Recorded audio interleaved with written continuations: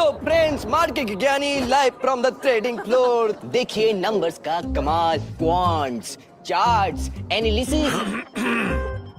Excuse me, आपके show में एक छोटी सी एंट्री कर सकता हूँ? आप है कौन? बजाज फिनसर्व एएमसी से हूँ। Quick question.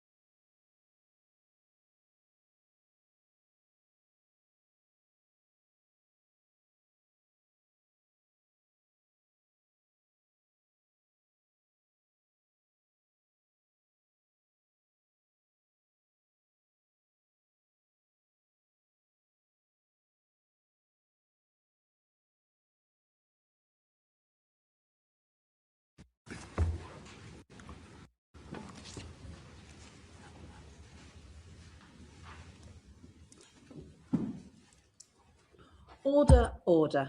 Can I welcome our first panel today to our follow-up session following the session we held at the beginning of December on the policing of the Aston Villa Maccabi Tel Aviv football game. Before we start, if members of the committee could declare any relevant interests, and I will declare that I am a member and officer of Conservative Friends of Israel. I'm a member of Labour Friends of Israel, Labour Friends of Palestine, but I'm also, for 40 years, the spouse of Lord Mann, who's the government's independent, unpaid advisor on anti-Semitism. And I'm the all-party parliamentary group chair against anti-Semitism. Sorry, the chair of the all-party parliamentary group against anti-Semitism. I'm a member of Labour Friends of Israel. I travelled with Labour Friends of Israel to Israel in May of last year. I also attempted to travel to Israel with the Centre for the Advancement of Arab-British Understanding and was banned from entry into Israel later in the year. So I've been twice, but only got in once. I'm also a member of the Board of Deputies of British Jews. And I received a donation from the Lib Dem Friends of Israel before the last election. Thank you very much. If I could ask our witnesses to introduce themselves and then we'll go into questions. Perhaps we'll start with you, Mr. Roberts. Good afternoon, Chief Constable Mark Roberts from Cheshire Constabulary, but I'm here in my role as MPCC Lead for Football Policing. Good afternoon, Mike O'Hara, Assistant Chief Constable from the West Midlands, and I was the Gold Commander. Good afternoon, Craig Guilford, Chief Constable of West Midlands Police. Good afternoon, everyone. Mick Wilkinson, I'm a Chief Inspector with West Midlands Police, and I'm the head of the Force Football Unit.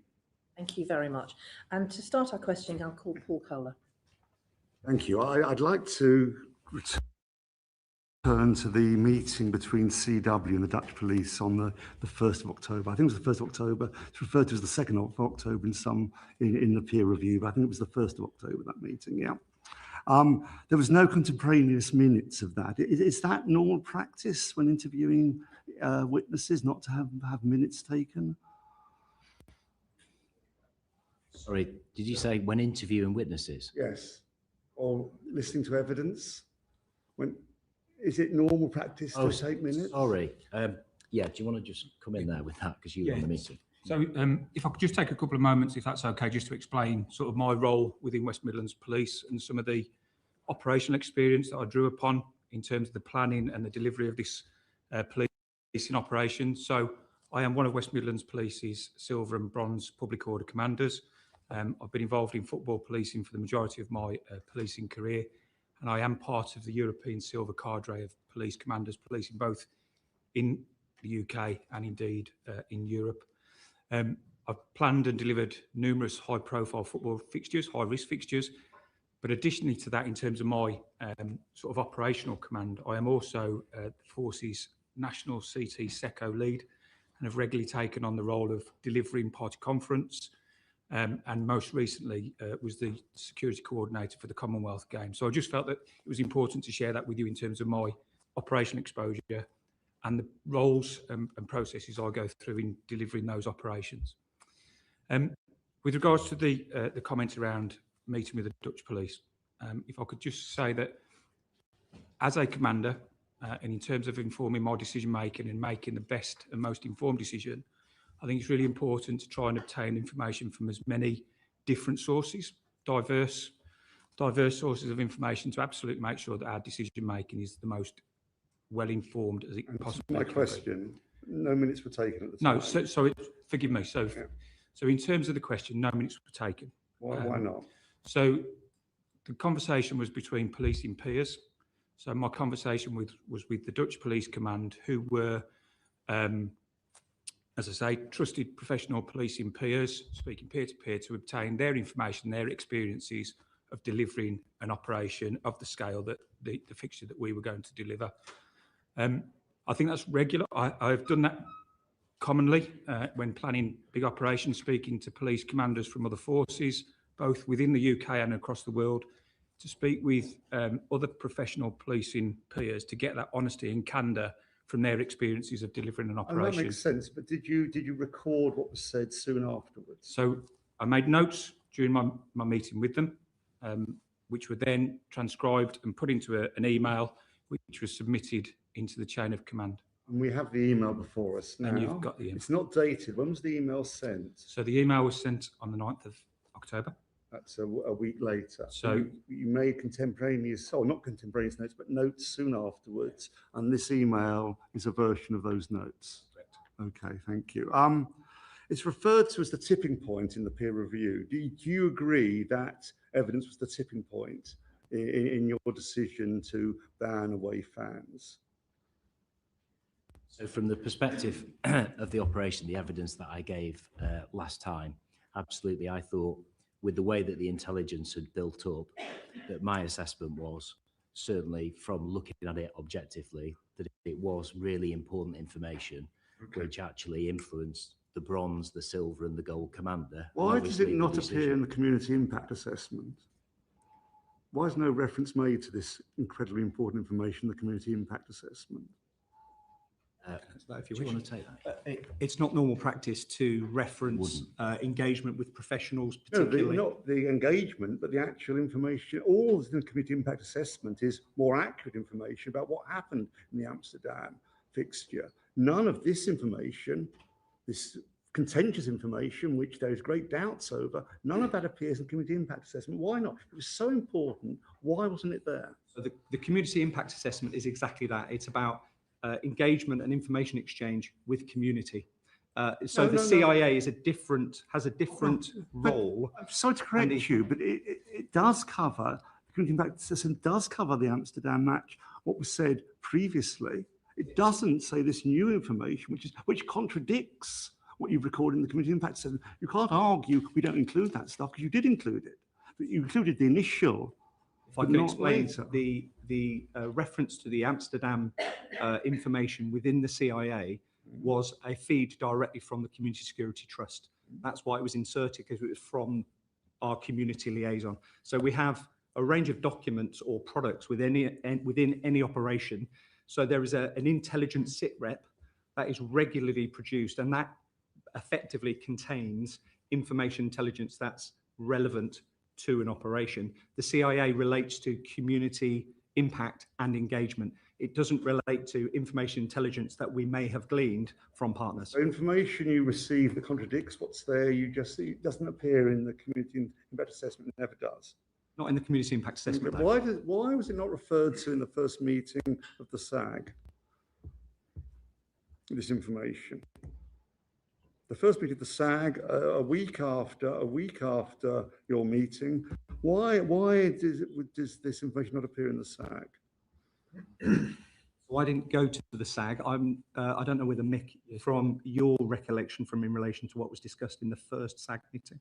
Yeah, so in terms of post receiving that information from the Dutch police, I briefed that into the Silver Commander on that night, verbally into the Silver Commander. The following day, I met with the Gold Commander, ACC Parnell, and verbally briefed him around the findings of the meeting with the Dutch police. And then subsequently, the information from that meeting was briefed into the SAG meeting on the 7th of October. Why in the SAG minutes does it say, in absence of intelligence based on conversations with peers and my professional judgment, we should prefer to ban away fans in the absence of intelligence? So you're telling me you had all this information, all this intelligence, and yet the SAG minutes a week later, after you have briefed various commanders, they say in the absence of intelligence, but based on intuition, it seems, we want to ban away fans. Why wasn't reference made there? I think in honesty, there is a reality about what is information and intelligence, and sometimes the two can be misconstrued. Information is anything that is available to us that can inform some of our decisions. That can be open source, it can be CCTV, it can be conversations and those experiences of people. Intelligence is anything that has been subject to some sort of assessment and some sort of sanitisation that means it is actionable.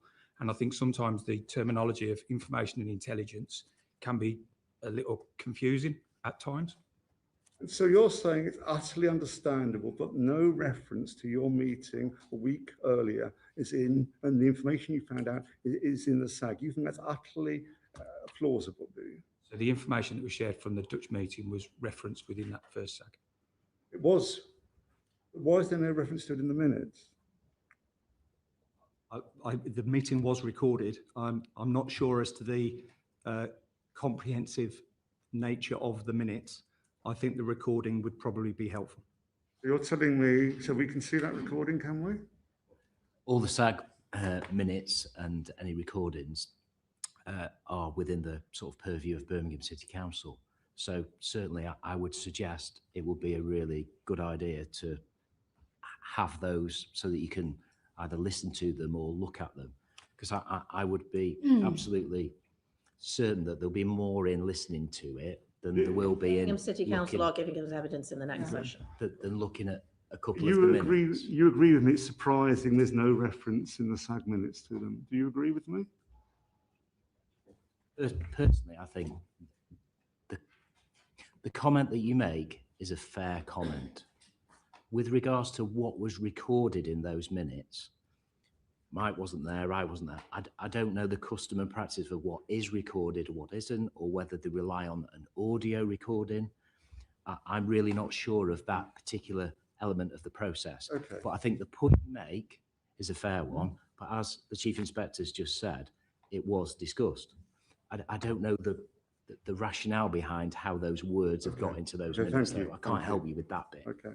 Well, we'll return that to that with Birmingham City I'll Council. bring Jenny Reid in quickly. Have you read the minutes? You've read a lot.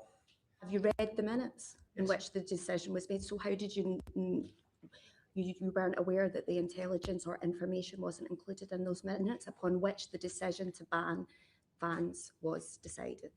I think there was an awful lot discussed in the SAG. I wasn't present. But the information, which was later claimed as the significant intelligence emerged, you haven't noted that wasn't included in the minutes upon when the decision was made. Can I just step in and answer that? You know, I think that is a situation whereby the officers that go to the SAG give the information and things are discussed in the SAG. But with regards to, you know, have we then gone back and retrospectively checked everything that was said in the SAG? You know, the straight answer to that would be, no, we haven't done that. After the Prime Minister raises the issue publicly and you have to come to the Home Affairs Select Committee twice, you haven't read the minutes.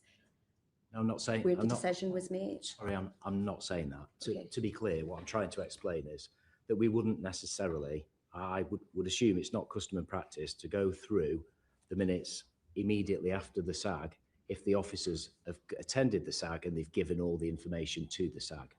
But with regards to this process itself, with all the things that we've prepared, we've looked at the minutes, and also as part of the process that we've been undertaking, that there is a judicial review process, a stage at which we're at, which we've gone and we've listened to the actual recordings as well. But I think it would be very advantageous for you as members of the committee to secure, you know, a copy of that recording.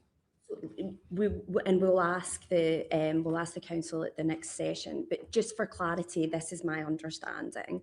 The minutes of that SAG meeting on the 7th of October, which Paul is referring to, was where the decision was made to ban Israeli fans, and it refers to an absence of intelligence. On the 8th of October, our understanding is that the chair of the SAG notified you that a clearer rationale for that and for the decision to ban Israeli fans was required. And then on the 16th of October, significant intelligence emerged in the form of the information / intelligence as a result of this phone call, all of which happened before the meeting on the 7th of October, and it was never discussed. Is that your position?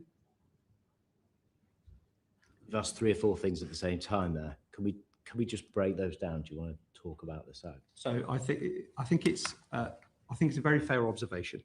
The one thing I would say, however, is Chief Inspector Wilkinson and the Silver Commander were present in the first SAG, and my understanding is that the information was briefed into the SAG. The fact it's not reflected in the minutes is unhelpful, but that's something, again, we need to discuss with Birmingham City Council. You then reference that intelligence emerges. I think my assessment would be that information intelligence came into this operation from when the fixture was announced in the end of August, all the way through September, October into November. So I took command of this on the 17th, and you can clearly see in the timeline. 17th of October. October, thank you. You can clearly see from the beginning of this operation in a timeline. So we've briefed a lot into HMIC, FRS, etc. You can see a constant flow of information intelligence coming into the operational environment, being assessed by intelligence operatives and creating intelligence sit reps. I understand I don't know what you're implying around the intelligence emerges, but there is a reality that I'll information tell you exactly and what intelligence. I mean. On the 7th of October, it was minuted that there was an absence of intelligence, quote, an absence of intelligence. Then the SAG chair notifies you that you need a clearer rationale for the decision to ban Israeli fans. And that was required for legal reasons. And then on the 16th, the information stroke intelligence is provided in the form of the minutes or whatever of this phone call, or recollection of the phone call from what happened with the Dutch police on the 1st of October. Yeah. Why wasn't it referred to on the 7th of October? I think it was. Assistant Chief Constable, if This it is was, not credible. It's not credible. The decision upon which the decision was made was not minuted at all. I bring Paul Kohler in. Assistant Chief Constable, if you think it was referred to, you get this email on the 9th of October saying we need a clearer rationale. What did you do when you received that email? I wasn't in command at that point. Forgive me. I took command from the 17th. But fundamentally, I think organisationally, I think what the SAG chair was trying to do. I think what the SAG chair was trying to do was he understood the contentious nature of this decision. My view is, from reviewing the operational progress of the information intelligence, was he wanted to ensure that we were all very clear what the information intelligence was suggesting, and therefore what the preference or the recommendation from the police was. Are you aware of this email of the 9th of October? I am. When did you receive? When did you see it? Me personally, Yeah. probably in November, December. Okay. And Chief Constable Guildford? Only when we've been reviewing this. Sorry? Only when we've been in So the an review email period. comes in to senior officers in West Midlands Police saying we need a clearer rationale after supposedly we think it's been discussed, and clearly you've talked about this pivotal moment, and no one says, well, hold on, we had a SAG 2 days ago where we discussed it. Did no one say that? Did no one return to that point?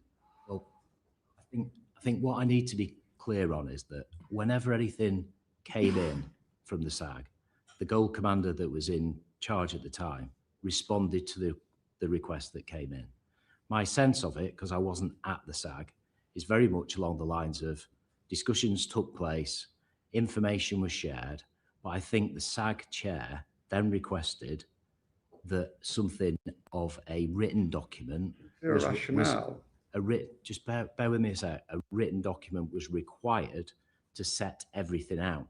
I think that's what was required. But when it comes to not ask for a document, ask for a clearer rationale, i.e. there was no rationale at that point. I don't think that was the case. I think the officers that went there participated in that process, and the SAG chair listened to what was said. It was discussed at the SAG, and following that, a couple of days later, I think that request came out, and then you can see in the chronology, we then sent, I think, more of a written document which set out some further detail. Mm-hmm. But please, you know, for the purposes of what we are trying to get to the bottom of, what you are trying to get to the bottom of, it would probably be important to ask the SAG around that, because I wasn't there and ACC O'Hara wasn't there. Okay, thank you.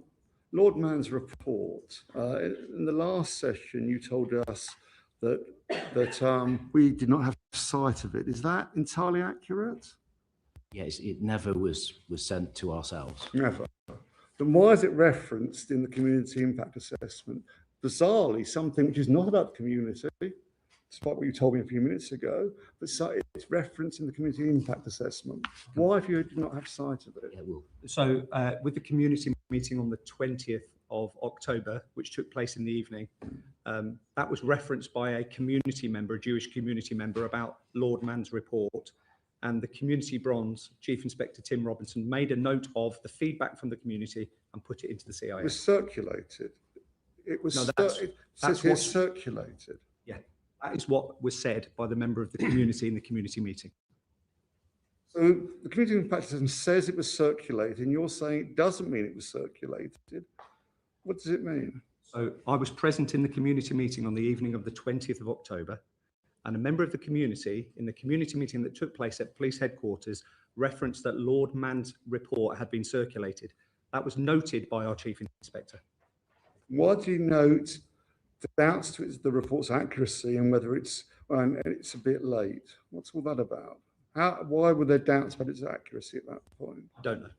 That's in there. It's recorded in this document. You don't know why. Oh, I imagine that would be the assessment of the community bronze commander.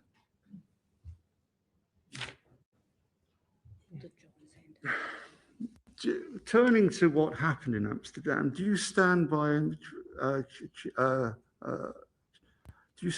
what you said to us last time about what happened in Amsterdam?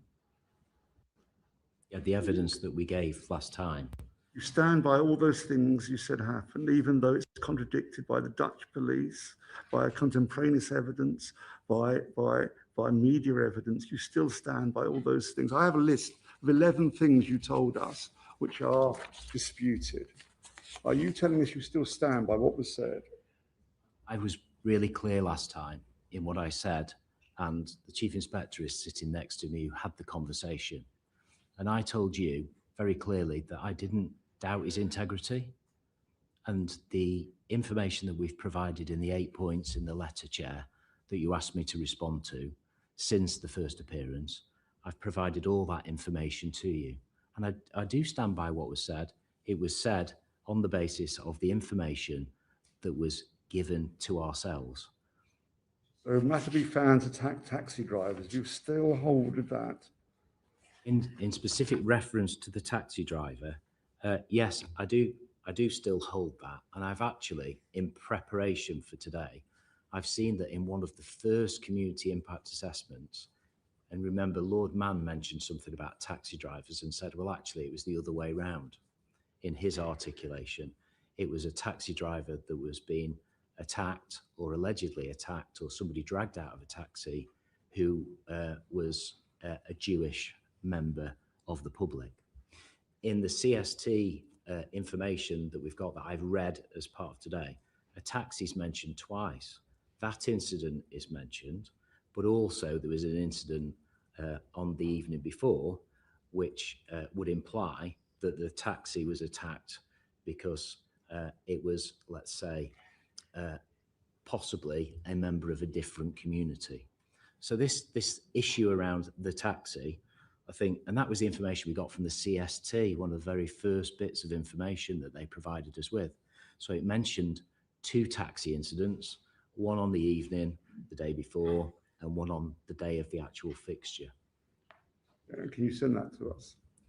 I think we have, but yes, we've got that. Yeah. You still hold over 5,000 Dutch police deployed. You still hold to that, do you? No, I remember when that was discussed at the beginning with the chair and with Lord Mann and ourselves. The 5,000 was our assumption as to what were the inputs over those 3 or 4 days of the policing operation. Because I think the Dutch said more than 2,000 on just the day of the operation itself. They said 1,200 were deployed. They said 1,200. Sorry? They said 1,200. Sorry, I thought it was nearer to 2,000, but the 5,000 was a planning assumption from the Silver, which we discussed right at the beginning of when made up, the evidence was. That's not right to say it was made up. No, that's not right. That's really not fair. It was a professional assumption of what would be required over the period of days. And I think I remember yourself and Mr. Mann having that conversation at the beginning of the evidence. Chair. I think what we were saying that may be a way that you came up with a 5,000 number, but it isn't. It's a finger in the air. hoping to get to a calculation that might possibly work, No, rather than actually having any no, concrete definitely not. No, it's basis. just a professional estimate as to how many officers. You didn't check it with the Amsterdam police. You didn't go back and say, if we say 5,000, that's correct in terms of the... No, we didn't. That was just the assumption that we've made based on. So you don't know whether the 1,200 was 1,200 on one day or 1,200 over the full period? No, I assumed from having spoken to the Silver Commander that the number itself was on the day of the actual event. And I think it was more towards the 2,000 than the 1,200. I know some of that, those figures have been disputed, as you quite rightly say, but no, that was our assumption. You still hold the line that no AI tools were used in the preparation? Yeah, I've just got a note about that as well, because now I use Whisperflow. I just think out loud and it creates perfect formatted text on any app or website. Whisperflow understood what I was... Some of the background of the information and the intelligence which we've provided, and there was a definite note that we've got to the bottom of in terms of the West Ham game, and I think the accusation, well, not the accusation, the summation, I think in the House, it was a question that was asked in the House, was that, you know, you've used AI, or West Midlands may have used AI on this particular occasion. We don't do that. We don't use the AI. The West Ham side of things and how we gain that information was one of the officers in producing the report. Usually they would go to, and correct me if I'm wrong on this, Mark, they would go to a system which has sort of reports, intelligence reports that all the football officers use over the country of previous games. They didn't find any relevant information within the searches that they made for that. And then they basically Googled, you know, when was the last time? And that's how the information came to be. So Google the AI. The AI function on Google, is it? I'm told, I'm being really candid here. No, I'm told that they just did a Google search on that because they couldn't find it in the normal system. And as it transpires, as I've said, and make really clear, that information was wrong. And I've apologized. We know that. We've gone through that. We've gone through that. But why was your officer Googling? We haven't routinely used AI. Why was your officer Googling to find information? If he looked in the usual place, there wasn't any. Why didn't he stop at that point? Why did he start Googling to try and find something? Because when you do one of these assessments, I'm fairly convinced that when you produce it, you look at when an event has last taken place. You try and find the information as to when it last happened. And you go to the football system and usually it tells you. But because these teams hadn't played for so very long, I don't think the information was in the system. Is that right? There's still, we've double checked, there is no information held in relation to Maccabi playing in this country on the national football system, which clearly they've played, but there was clearly no incidents that were recorded. Isn't that your answer? Yeah, there were no incidents. Well, rather than accepting that, you went to, we'll find it somewhere else. Can I just come in? Can I take, I want to get away from, I'm getting bogged down in detail. There's a few other points we need to make. Come in on the accuracy of your reporting, because in the SAG minutes of the 16th of October, there was a discussion about the risk in reference to the different football fans. When talking about the Maccabi fan base, incidents in Italy, Norway and Holland were referenced, but none of these incidents involved Maccabi fans. For example, in Italy, it involved Beata Jerusalem. In Norway, it involved the Israeli national football team. In Holland, it is the Israeli baseball team. And in fact, both of them was pro-Palestine protest rather than Israeli fan bad behaviour. So you're using evidence that did not actually relate to Maccabi Tel Aviv to highlight a risk to the community, which I don't think actually existed. Can I also ask, you stated that Lord Mann had said that a Jewish person was dragged out of a taxi as part of his report. Can you point to exactly where that's said? Because we've been through the reports and we can't find that. Can I assist that, Chair?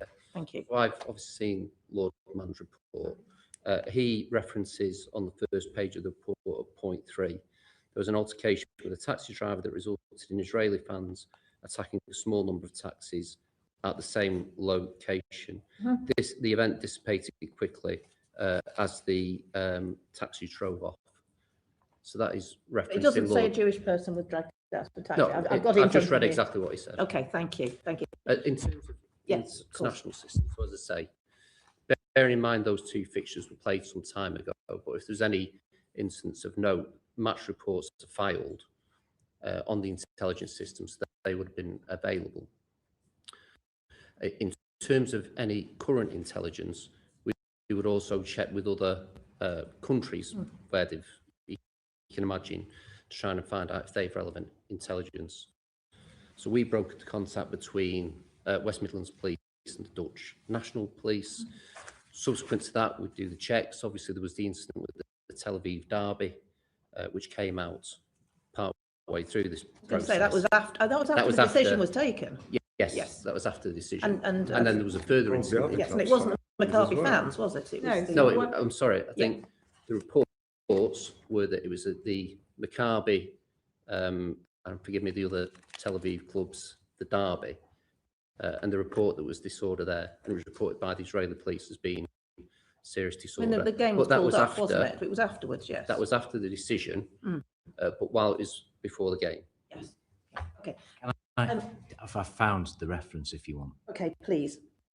You want to go first, and then I'll. Yeah, just the taxi I asked thing. the question about why we're you using different incidents of football involving violence where Israelis were involved as a way to highlight the threat that Maccabi Tel Aviv fans played to the community. It feels to us, from everything we've seen, that there was a need that you felt that you had to justify banning these fans, and that scraping was done to find a reason. Right. Well, that's absolutely not the case. I'm really sorry if it comes across in that way. That was absolutely not the case. The information, the intelligence that we received, that we documented, and we've shared absolutely all of that with HMIC FRS very, very recently, was all gone through. The mistake that was made in terms of the West Ham was one individual doing one Google search because he couldn't find the other, he couldn't find the reference because it wasn't there within the system. But do you want to just answer that question? I've just got a couple of points just to try and help a little bit if possible. So open source research is not unusual in police information and intelligence gathering, and it's specifically called out in the public order, public safety, authorised professional practice as good practice to do online open source research. So that is not unusual. This was briefed into the first gold meeting very early on. And at that point, from everything that I've read, West Midlands Police were planning on receiving Maccabi Tel Aviv fans. So at that point, the reference, almost the implication that was erroneously searched for to try and build evidence to justify it's not a fair reflection of the reality. The open source research is good practice. It incorporates the broader understanding for your threat assessment. So the open source research was a mistake, and that has been called out. AI was not used. Just in relation to the point you raised, forgive me, again, my understanding is, and I wasn't at the SAG, but my understanding from the SAG was that they discussed the full range of risks, and that included the risk from pro-Palestinian protests. So my understanding is that if you look at the intelligence picture and the information develop over time, it was clear that there were people locally who were very unhappy about Maccabi Tel Aviv coming to Birmingham, and that there were threats, and there was information intelligence of those threats. So we had the rising tide of concern locally, and then we had the additional information about Maccabi Tel Aviv and the potential threat of them attacking community members as opposed to rival fans. And those two things together, I think, presented a reasonable position for the police to say, we want to protect the public. And this was about a reasonable decision to try to protect the public. Can I bring Jenny Reid in? It's a question specifically for Mr. Roberts. We've heard a lot about Lord Mann's report. It's one quite concrete piece of research the actual football team that we are discussing. When you received the report from Lord Mann, what did you do with it? So first of all, will say I've had a dialogue with Lord Mann over a number of years. It's always been a very positive dialogue. I think he always comes from a motivated point of view of the fans' perspective. And that's not just over the issues involving Israeli fans, particularly around disabled fans. He's a real champion. So I'll listen to Lord Mann and we have a good dialogue. That said, in terms of the report, it was marked private and confidential. I made a number of attempts to try and arrange a meeting with him. There were 2 meetings arranged, and I offer no criticism. He's a busy man and things happen, and I understand there was a technology failure on at least one occasion. But we never actually managed to speak, despite a number of attempts to try and speak to him. As I offer it as no criticism, because I speak to Lord Mann a lot, and I think he quite enjoys speaking to me on occasions. When I look at his report and the relevance of it to the risk assessment process in this particular case, the salient point, and it's been brought out already, the distinction between intelligence and information. The relevant intelligence in this was the narrative around what happened on the night with Amsterdam. That was superseded with first-hand evidence by West Midlands Police speaking directly to the Dutch police. The rest of it is a narrative and an opinion by Lord Mann, some of which I agree with, some of which I disagree with. So as such, it would fall into the category of information.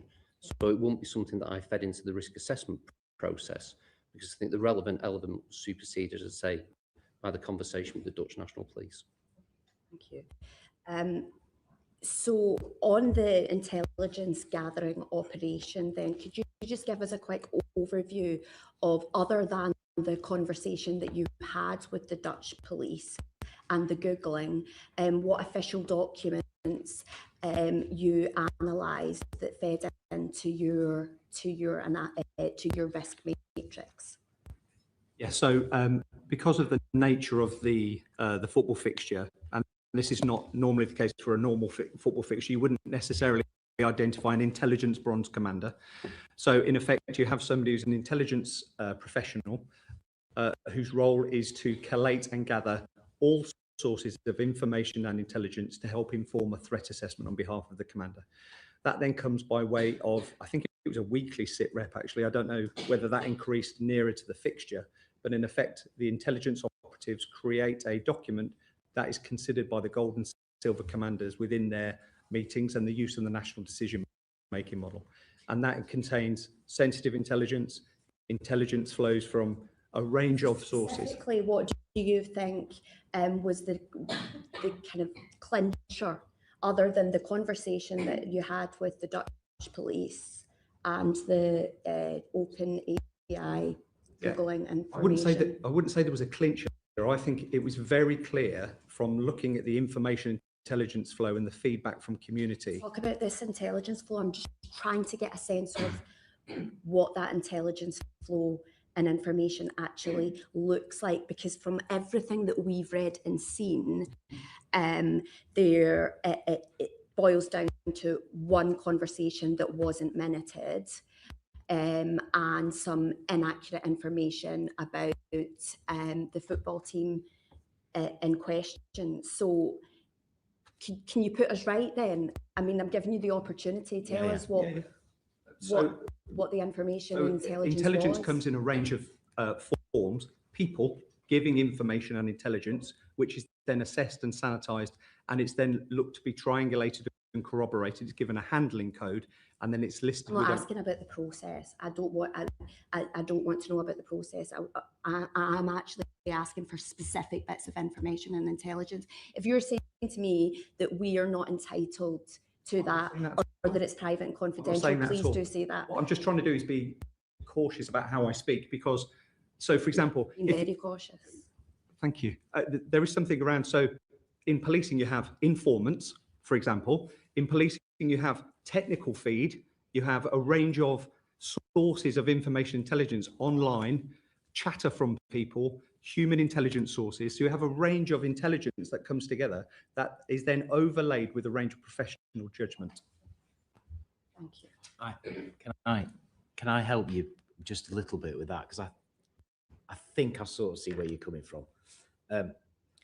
the types of intelligence, obviously you get intelligence from the community, from individuals, and that intelligence is fed into the system, but it's made in the form of intelligence reports. And we received a number of those intelligence reports off different people, which fed in to what Mike has just been receiving. So in terms of like, what are they? You know, I think that's what you're getting at. What I'm struggling So with, right? I'll tell you what I'm struggling with. The main source of intelligence is from a private conversation with the Dutch police, which they have, which they are denying the contents of, which they have publicly doubled down on since this news was published. That's your main source of intelligence, and that you're willing to share publicly that the Dutch police have effectively lied to their public and their press, but you're not willing to tell us the other sources of information. So it appears that that is really the only intelligence and information that you received, and that the decision was based solely on that.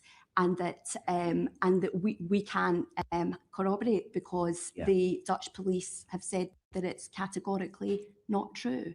So I'm trying to get a sense of what this decision was based on.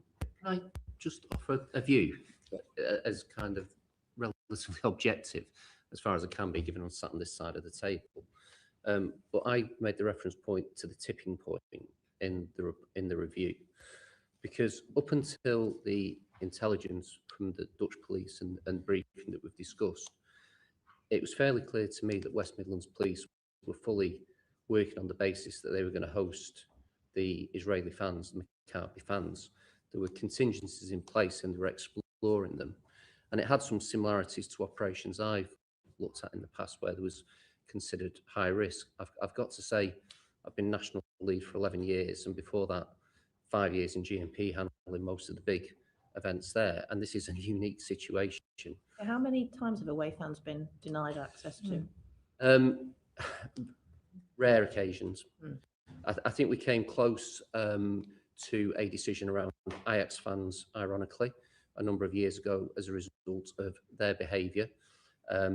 We came, personally, my closest experience was the first time Glasgow Rangers played in Manchester after you may remember the European Europa League final where there was a riot in Manchester. I remember it well. Remember it well. The next time Glasgow Rangers got drawn to play in Manchester was against Manchester United, and there were real concerns there, and one of the options we considered was banning Glasgow Rangers fans. The accommodation we reached there was that they all went to Wigan.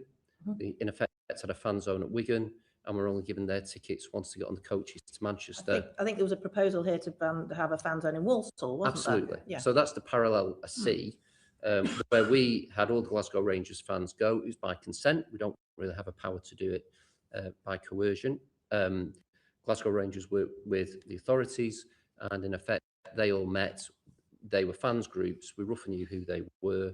They got the ticket on the way to Old Trafford, and they were escorted straight to the ground and straight out. That's the closest parallel I can think to this. And in the preparations for this event, West Midlands Police looked at an option to use a local football ground to try and do something. So I think it was clear that from the initial point up until the point of the Dutch intelligence, the plan was to host the fans. I think the tipping point is referred to there. It's the Dutch intelligence where there's clearly a shift. In terms of corroboration, I take the point about casting doubt on what the Dutch have said and whether the Dutch have kind of recanted on that. But there is clearly corroboration, because I think it's agreed by everyone that there was an incident where a Palestinian flag was ripped down. There was an incident where there was a disturbance around a taxi, and there was some pretty appalling chanting. Equally, we know there were attacks on Jewish fans. There was, I think, 400 stuck in a casino, weren't there? Yeah, there was attacks, and it appeared to be based on race, and it wasn't typical of football violence. For me, the distinction here was that we normally plan for away fans and their risk fans, ultras, people call things different names, to seek disorder with rival fans from the home team. The difference here from the intelligence reading was there was a threat that some of the Maccabi fans might seek confrontation with the local community. Now, in terms of additional intelligence, and I won't go into the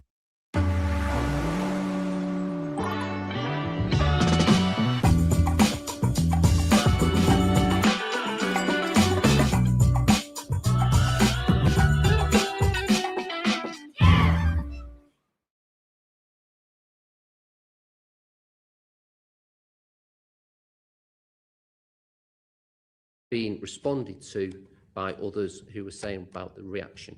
So I think that was the distinguishing dynamic that made this different, and genuinely this is a unique set of circumstances. A number of questions. I'm going to bring in Peter Prinsley, Paul Kohler, Robbie Moore, and then back to Joe. Thank you. I'm Peter Prinsley. I'm the MP for Bury St Edmunds and Stowmarket, and thank you for coming again today. So at lunchtime today, the Times has published a report from David Brown, the chief news correspondent, who has said that there's been an internal police report which said that the police received high confidence intelligence on the 5th of September that elements of the West Midlands community were planning to arm themselves. And did the police receive intelligence that there were locals that were actually hostile to this that would in fact be causing trouble? Is this something that you were aware of? Where does this information come from? It's just been published at lunchtime today. I think that was the point I was going to raise, just around the broader intelligence flow. I understand your concern that the only thing maybe the police focused on was the information from the Dutch.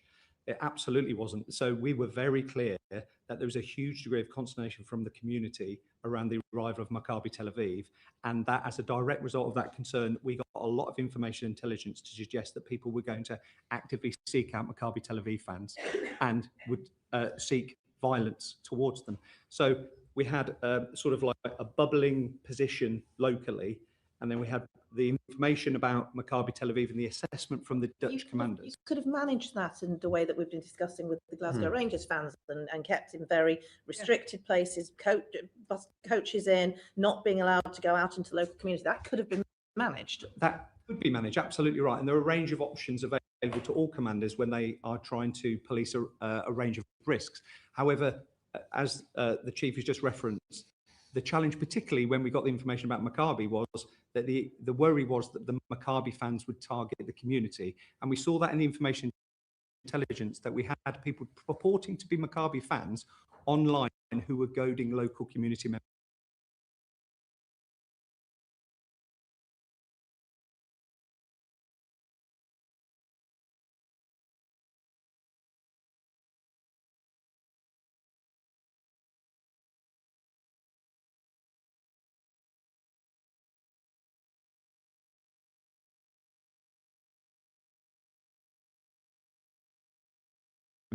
And saying this is what you're going to get. So this was all forming part of the heat of the situation. So based on that, the commanders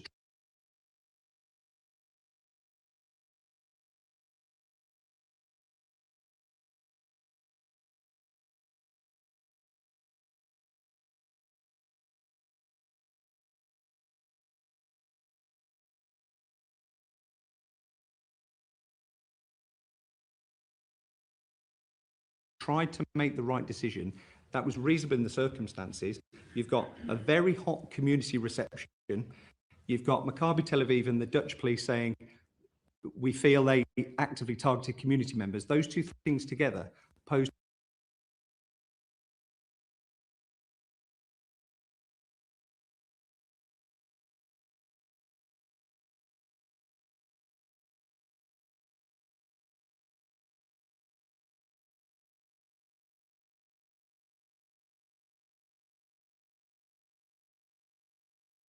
a sufficient risk.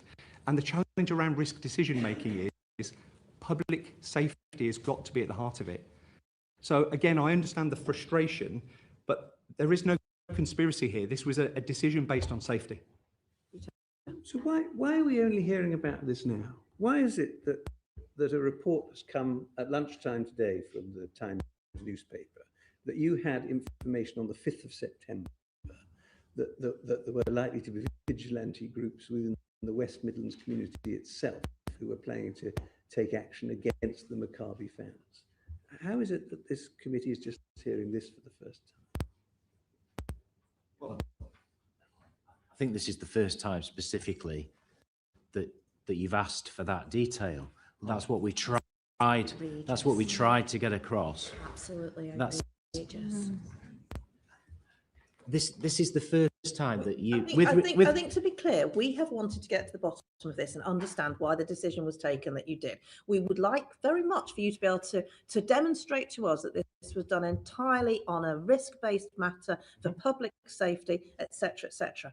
And it is very frustrating if there is information that could help you in that doesn't come to light up front. And I don't think we should have to ask specifically for every single piece of information if you have things that you could give us that would assist us in this process. So we do have things that we've documented in the form of the reports that you've asked for, which you've set out quite clearly. We've set out the process, and what I'm sure my colleague has been trying to say, and what I say to you very clearly is, we have individual intelligence reports from people who live locally, but also some open source intelligence reports.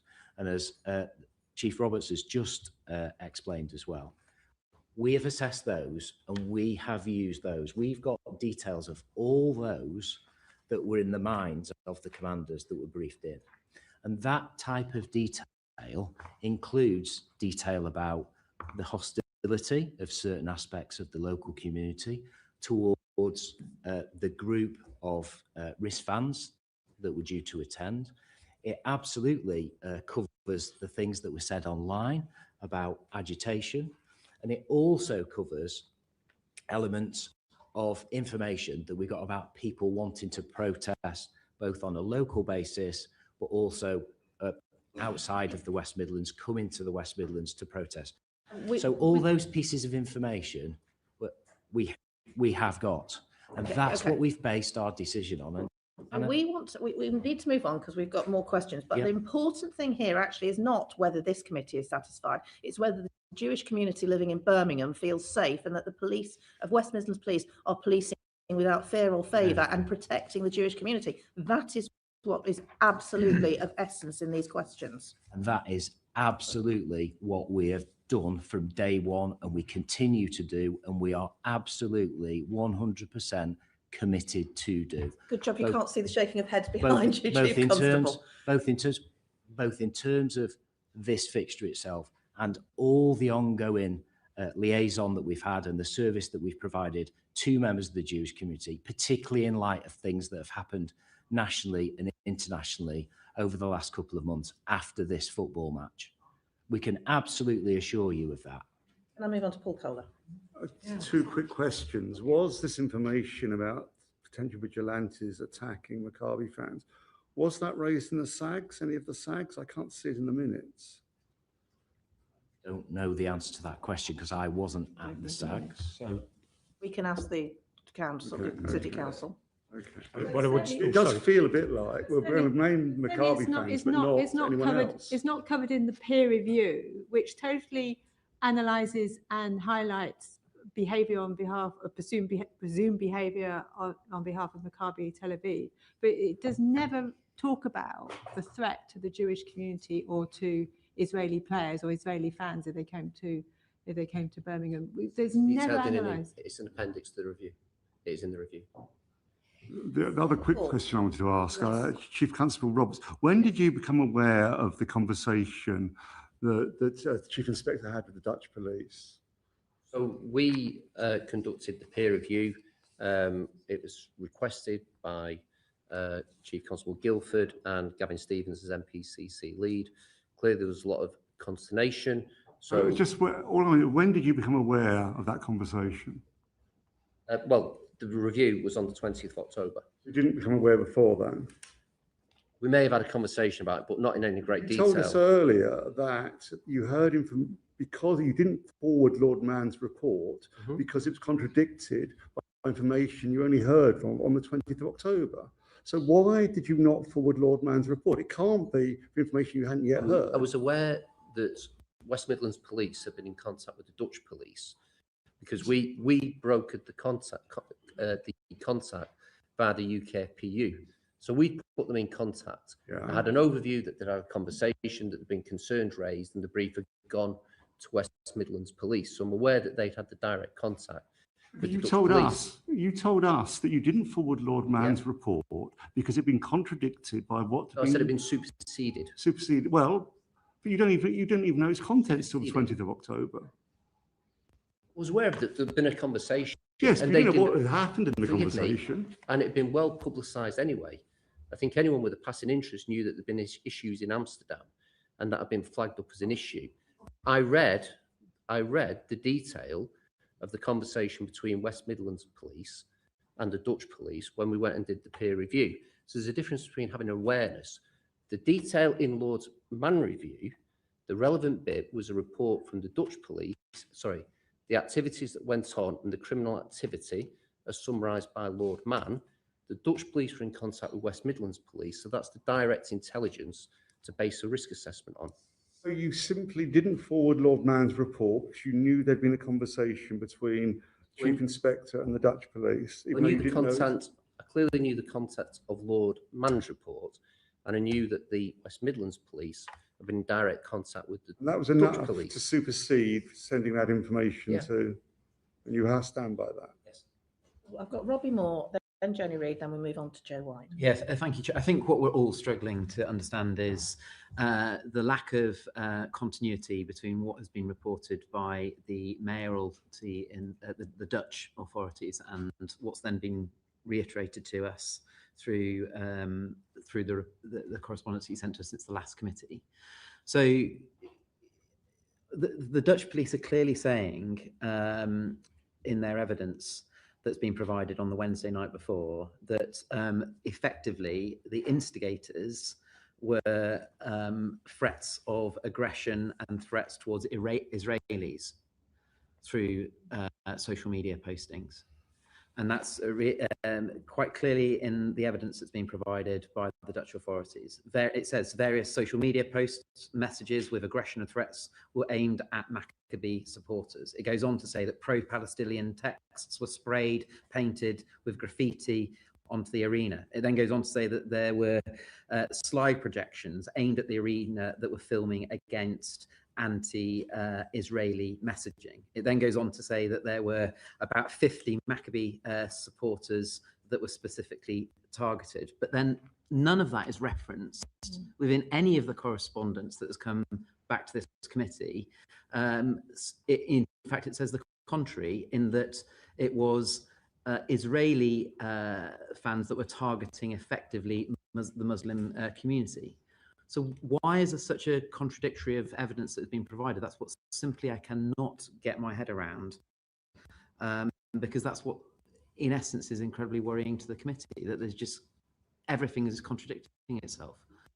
Who are we to believe? It seems very much to me that it's almost like a retrofitting of the evidence to try and back up ultimately the decision that was concluded. Because speaking to the peer review, and the peer review clearly says there are conflicting reports surrounding this disorder. There were strong accusations of anti-Semitism, with attackers targeting the Maccabi supporters because they are Israeli/Jewish. Other reports state that the Maccabi supporters were ripping down Palestinian flags, etc. So certainly in the peer review, that was information from West Midlands Police. We acknowledge there was hostile acts on both sides, and I think I'll go on to clarify. It is very, very difficult to actually give a definitive of who did what first. Was that presented to the SAG? Was that it? No, that was the peer review. Peer review, but was it presented to the SAG? What the Dutch police said about the attacks on and the threats to Maccabi fans? So no answer. The point being, it's very unclear to us that the evidence that's been presented by the Dutch authorities is very different to the analogy of events that took place, and dare I say, which side was against one another in the evidence that's been provided by West Midlands. Can I just clarify, what evidence are you referring to? Right. So That the Dutch police, have they provided that HASC with? So the mayoralty within for the Dutch. There are a number of reports that relate to Amsterdam. So you've got an inspectorate report, you've got the mayoral report. So there are a range of reports. So I just and I think it's the report that came out, which was dated the 11th of November 2024. It recounts the troubles on the Amsterdam match. It goes through the course of the Wednesday evening and night and the police action that was taken. This is a report that was commissioned by the mayor of Amsterdam. Correct. Can I correct the record that was issued by the mayor, but is written on behalf of the chief constable and the chief crown prosecutor. It was not written by the mayor. She issued it on their behalf. Okay. So why are there different perspectives? I'd imagine because it was a 3-day, very complicated policing operation. All we can do is report on what the Dutch commanders briefed us personally on. That's not all you can do. You can go look at the other bits of evidence. I'm sorry, but you are capable of doing more than that. No, you are right. You're absolutely right. I just think there's something around. We've had a personal one-to-one conversation with Dutch commanders who briefed us around the challenges they faced in policing 3 days of extreme violence across the city of Amsterdam. I acknowledge there are a range of perceptions and views and different reports that contribute to that. But our assessment was we've got growing community tension. We've got the arrival of Maccabi Tel Aviv, whose hooligan element within the ultras we were concerned about. And those two things meant... We were told the ultras weren't coming. We were told last time. We were never told that. Lord Mann said he believed that he was briefed by Maccabi Tel Aviv, the ultras were never coming. We were never briefed that the ultras were not coming. Was the question asked? Chair, can I just... One of the difficulties in this, normally when we have any sort of fixture with European teams, the UKPU, which is the National Football Intelligence Point, forgive me if I'm telling you something you know, would liaise directly with their opposite numbers in foreign country. Israel doesn't have an NFIP, so we attempted to broker that contact via the Foreign Office on 2 occasions and weren't able to do so. We've seen that in the peer review, how disappointing it is that there wasn't that. Yeah, it's a missed opportunity. Equally, UEFA have a conference at the start of the football season where they invite participants, clubs and police. And again, Maccabi turned up to that conference, so there was able to be a conversation between them, Aston Villa and West Midlands Police. The Israeli police, again, didn't turn up. And normally you would have a pre-visit to an away game where the police would visit with the club and assess the security positions. The fact that there was no direct contact with the Israeli police made that more challenging because we can't always, and this isn't specific to Israeli teams, we've had problems with people from different countries. We can't always rely on what a club tells us. And there are plenty of examples, and West Midlands can probably speak to one challenging European fixture they had with the Age of Warsaw, where what was told by a club actually didn't materialise. So, of course, you should try and triangulate it with every possible source, but our normal avenue of going police to police wasn't available in this circumstance, which made it harder to make firm decisions based on the information supplied. I suppose where we are confused is that that's the case when the away fans come and, okay, you've not been able to get the full picture, but the away fans are still coming, and afterwards you regret actually that there could have been different things done, and with hindsight things could have been different. In this case, the away fans were banned. That is a different situation, and the thing that is puzzling us is why there weren't extra steps taken to confirm why, in this case, the extraordinary and very out of the ordinary decision to ban the away fans was taken without picking up the phone to Israeli police. And maybe you tried, and we've not had that information. Perhaps you did try, without having those conversations with Maccabi Tel Aviv. If you did it with others and allowed the fans to come, and you didn't take that risk-based approach, which you tell us is what you're doing, it's always risk-based, it's all about public safety, then why on the earth, when you get information that you don't trust, do you just not ban every away fan? Well, we'd never do that. And I'm just trying to Wouldn't. pick up on some of the question that you asked as well. What troubles me as chief is similar to what you said, which is we have a conversation with 3 commanders, the 3 people that were involved from the Dutch side. And that information was clearly very concerning to us.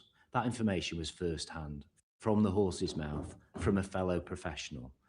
And that information itself, at the time it was given, we were not, there was not a commentary to the contrary by those people. I don't know why they've made the comments that they've said. I'm not sitting here and saying, oh, some of my colleagues in Holland are lying or anything like that. All I'm saying is we were provided with that information, and we've assessed that information. We've documented it. I've seen the notes that were made in the email, and it was really quite important information, which clearly had an impact on the commanders and their assessment of the overall risk. So ask, why is that so different to the commentary that's been provided in the report from the Dutch? I honestly do not know why. I can only tell you what we've been told by our fellow professionals. That is the straightforward answer to a straightforward question. In terms of signalling, and I appreciate your Can I just before, when we have that level of uncertainty, then compounded with the information that we've received, I haven't finished yet, sorry. The information that's been reported in the Times newspaper today, where there was an acknowledgement that a report stated that in essence there is no preferable option, but it said that there was a local community planning to arm itself, and then the decision was taken effectively to stop the fans from coming. It all seems to create a narrative, from my perspective, that actually the intention was for no fans to be permitted, and that West Midlands Police were not going to do their best to enable those fan base to come and watch the match regardless. It all seems very one-sided from my point of view. So we're giving you the opportunity to counteract that narrative. It's for you to justify to us, not for us to be pulling teeth and getting the information out of you. And hopefully, well, we obviously need to try a little bit harder in terms of setting that out for you. We have an abundance of that information and that intelligence which was building up, which we've got, which we've spoken about, some of the sources of that intelligence, that what's just been referenced, some community intelligence, intelligence from other agencies, intelligence that we've received as we were planning the event. And to really answer your question about, making things fit, our starting point was they were all coming. Mm-hmm. That was the starting point. And they were all coming whilst all this intelligence was building up at the same time. The game was assessed as a high risk game. And when it comes to public safety, we were still planning on them attending, and we were thinking about measures actively. The commanders were. I've seen that in the notes about what mitigation measures could be selected to try and get the game going as safely as possible with away fans. After the Dutch information was received, though, that certainly was something which was so serious to the commanders that the decision was then taken to offer that advice to the Safety Advisory Group. But in terms of the specifics of what you said, and again, what one of your colleagues has said just really beforehand, is that there were lots of pieces of that intelligence from a variety of sources around the risk profile of the fixture. And we absolutely, to answer your question, we absolutely were planning up until that point on both sets of fans attending. We absolutely were. We're going to move on from the intelligence at the moment, but let's be absolutely clear. What you're saying is that you wanted the fans to come, you were trying to find a way for the fans to come. This one phone call and the Google search were the things that confirmed to you that this was now no longer viable. There's nothing to do with the Google search. That's completely irrelevant.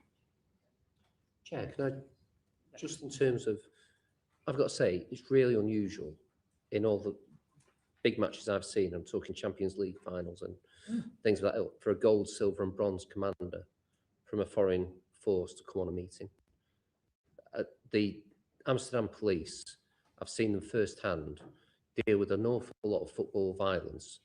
The Ajax risk group, one of the worst I've ever seen, come to the UK. For them to be bothered, there's an issue, because they can deal with serious football violence. Did they proactively reach out to West Midlands Police and say, we want to talk to you about this? Or We were aware, and it comes back to the point that there've been issues with Maccabi via the UKFPU, which is why we broke the contact, because they had the most recent experience. So the we're contact aware, started from the UK side? I can't remember whether West Midlands asked UKPU or UKPU proactively did it. But the way it works is we will broker the contact with our opposite numbers in the Netherlands. The Netherlands are very good to work with. They, via their NFIP, will get in touch with the match commanders. The meeting was then arranged for West Midlands to speak firsthand. As I say, for a city and a country that are very used to dealing with big events, for a gold, silver and bronze commander to turn up to speak to their English counterparts, there was clearly a pretty significant level of concern. Not by Zoom. Joni Reid and Peter Prinsley, and then we must move on to other matters. Joni. So what I'm getting from this so far is that there's a range of different intelligence information sources. But correct me if I'm wrong, it feels that what you have done in that process is suppressed information that isn't consistent with the decision that you've made in intelligence, and released and published information which supports the decision to ban the away fans. That's based primarily on the fact that you reiterate the importance of this telephone conversation with the Dutch police, that you didn't circulate John Mann's report or take it seriously, including the evidence from the Ministry of Justice and the National Security Services in the Netherlands. And when our colleagues contacted the Dutch police, they have refuted the claims that are included in the phone call that you made. They have publicly written and published, and I can read it to you now if you want, saying that it's an inaccurate account. It's not great, is it? Well, there's some directs at West Midlands. Can I just deal with the Lord Mann report? There is nothing in the Lord Mann report that would have affected the decision. Yeah, I'm saying that decision, that circulating that information didn't happen, but you did decide to release publicly the decision and the conversation that you had with the Dutch police, the private conversation which wasn't minuted, but you have suppressed the report that's in the Times today. You didn't send that to us, nor did you release it to the press or the media, or anything that contradicts your decision that you've made. So that's what it looks like from. Yeah. And Peter Prinsley, so we can move on. Peter, if you can make your point. If I can just quickly make my point. Look, central to this discussion that we're having is the question of whether there was political pressure put onto the safety advisory group of the Birmingham City Council, who then made a decision and asked the police to justify this. What people are wondering is, was information then created by the police to support a decision that the safety advisory group made as a result of political pressure that was coming from citizens of Birmingham and from a particular Birmingham MP? And I think that's the thing that we're all wondering. And I'm not sure that the last hour or so has thrown any light on that absolutely central question.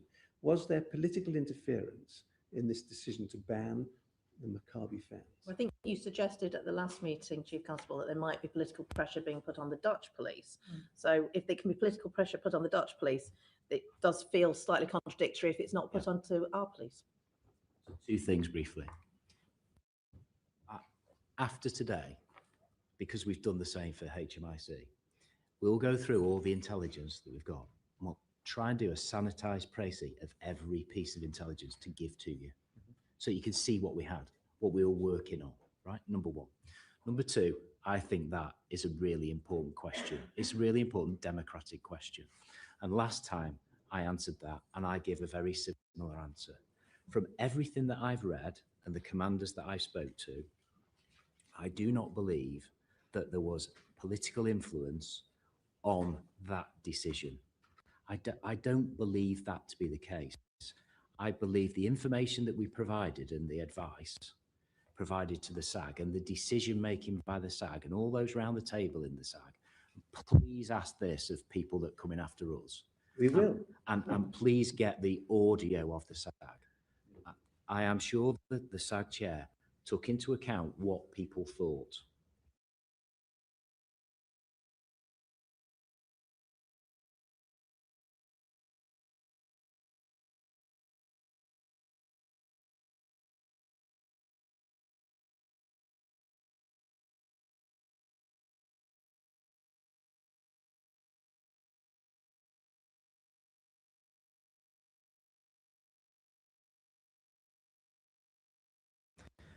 My personal opinion is there wasn't any political interference. I think there would have... You did meet the MP? Sorry, did I? West Midlands Police did meet the local MP? Yeah. At their request? They did, and that was the local MP for the area. Yeah, absolutely. We discussed that last time. That, by its very nature, political pressure. And I'm sure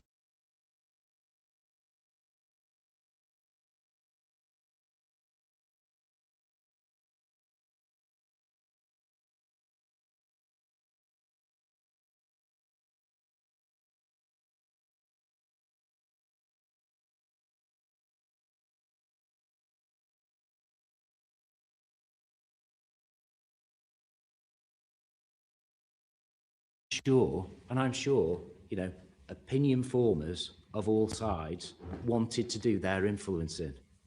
But from my perspective as chief, I think your question is absolutely spot on. And my honest personal opinion is that the decision wasn't influenced by politics. Lots of local politicians and local members of the community, I'm sure, wanted to try and influence it, but I honestly don't think it was influenced. Can we move on to some specific questions about the peer review and Joe White? Yeah. So your peer review, Mr. Roberts, you confirmed that the meeting with the Dutch police was a tipping point for the West Midlands Police approach to fixtures. Do you think a single verbal intelligence briefing was sufficient to support this fundamental change in approach? And we've already covered this, but do you think there should be more of a more in-depth investigation, particularly as we all know, a number of reports have come out since the match in 2024, including I've seen the reports from the Chief Constable, Dutch Police Constable, actually speaking on the radio, on the TV, regarding her personal perspective of what happened. So, which is very different to the report that was given to the West Midlands Police. So you always want more intelligence, but the peer review was based at the time when the decision had been made by the SAG, and the ask from Craig was that initial decision a reasonable one? And secondly, what were the options then? So the report was in two halves. Based on the intelligence and the threat posed by the Dutch report as provided to the peer review, I formed the view that it was a reasonable decision to seek the banning of away fans in the circumstances, the distinction being the potential threat by the visiting fans to the local community and the reaction that could provoke. So in terms of, was it a reasonable response on the span of reasonableness? Yes, I think that was a reasonable response. Information from police colleagues, even if it's only one incident report, is something that we'd always place high value on. So I know you'll be aware that we're visiting Manchester City in a few weeks' time, and I understand that you're a season ticket holder. Good intelligence. Yeah. And we're playing Galatasaray Manchester. That's right. Yes. So there were two murders in Leeds. Leeds, Yeah. yes, and obviously that's a team that hasn't been allowed to come to the UK on countless times since that occasion.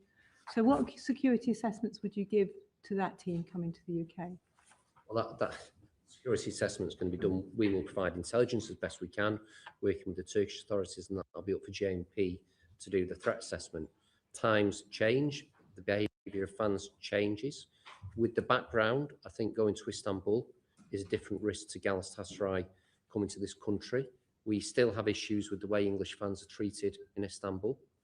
There are very draconian measures put in place for English fans, and we work hard to try and make sure that the fans are treated appropriately. So there's not a direct read across. Certainly anyone going to Galatasaray would always be a concern to us. Coming to the UK, I'm really confident that GMP will manage it well. So at the end of your peer review assessment, you actually said you believe that the preferred option would have been to bus fans into Aston Villa. So the peer review, as I say, was in two halves. Yeah. The ask from Craig was the original decision a reasonable one? I mean, you can take a view whether it's right, wrong,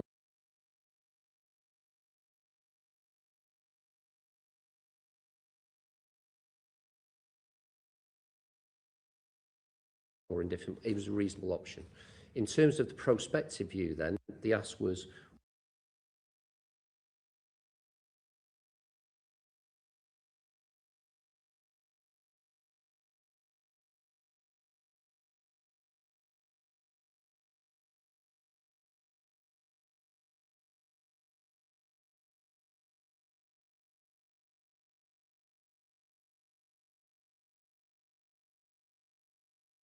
what the reasonable options going forward, and I gave 4 options. One was ban all the away for all fans. It was deemed that that would be unfair on the Aston Villa fans who hadn't caused issues, and you could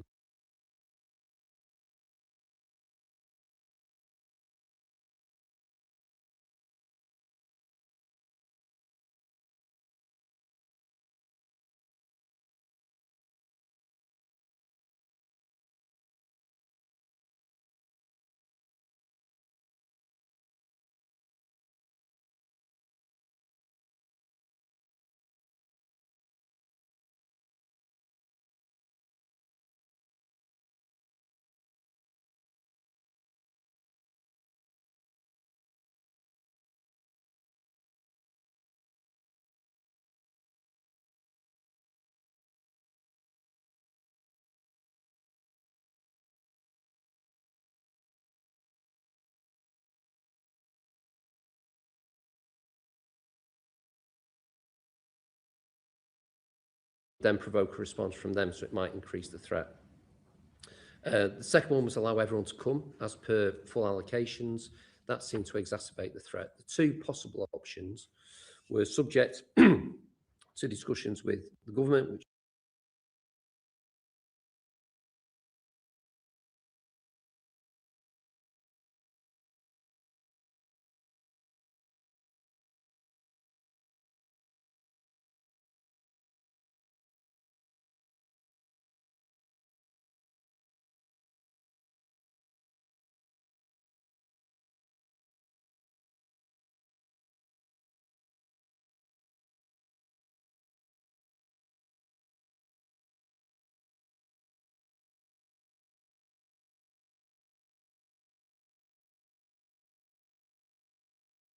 Craig can speak to, was maintain the ban on away fans. The other option, which then became the preferred option, was to have a limited number of Maccabi fans. The rationale for why that was then a better option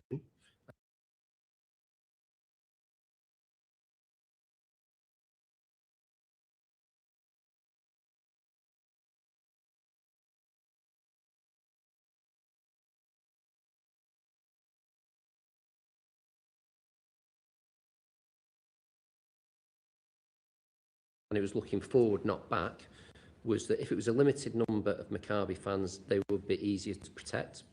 Maccabi as a club could be put on the onus to make sure that the fans who came were the genuine fans, and they vetted out any of the fanatics or people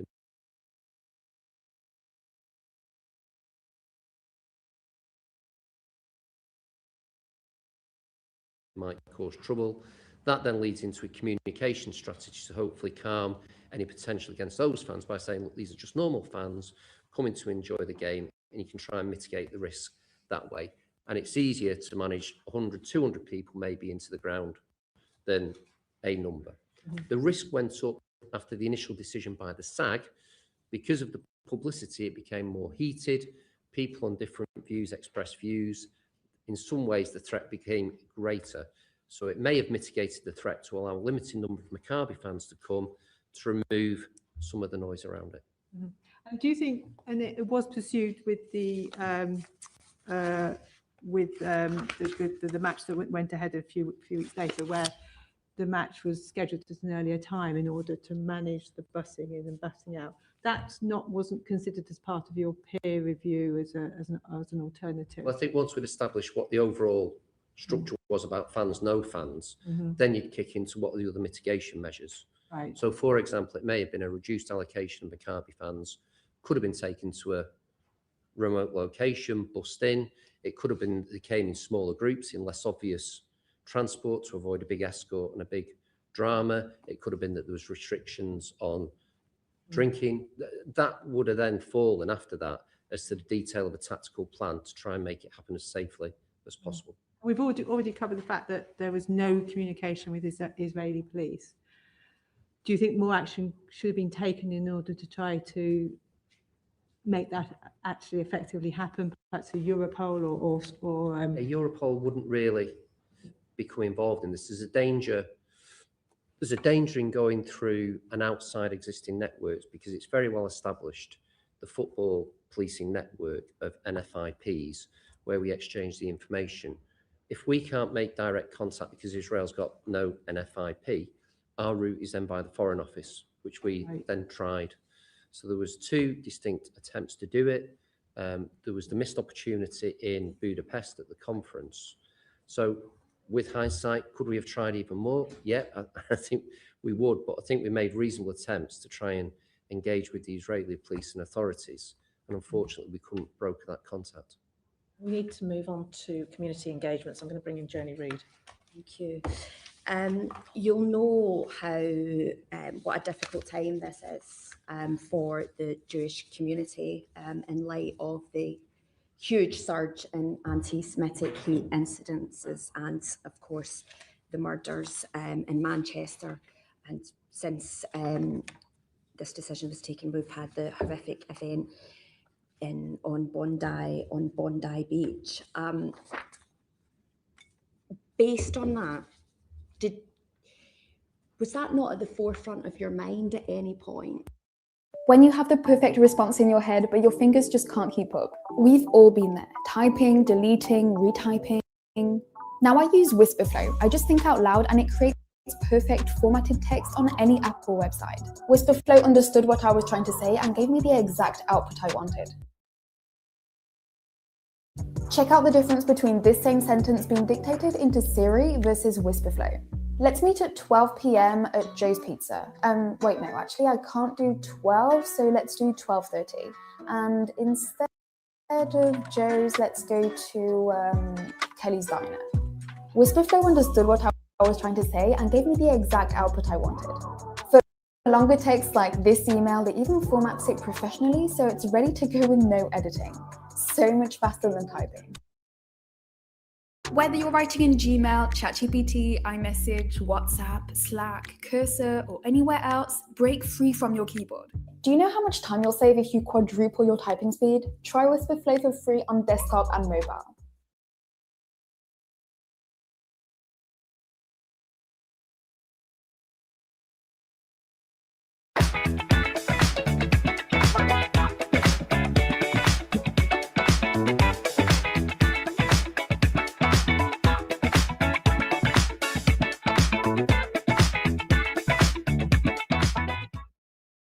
Exchange, and I know that the CSD have an advisory role. At the point where we liaised with our main community contact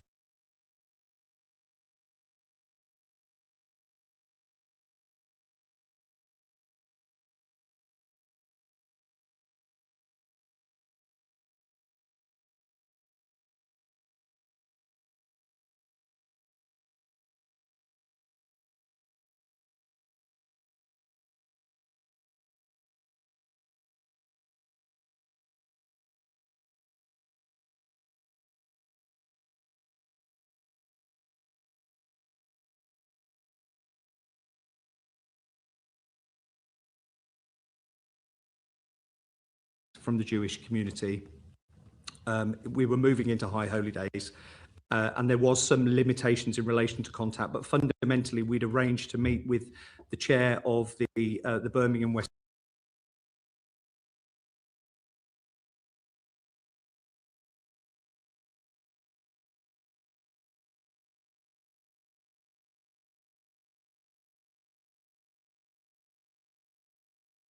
Midlands Jewish Representative Council on the 17th of October, face to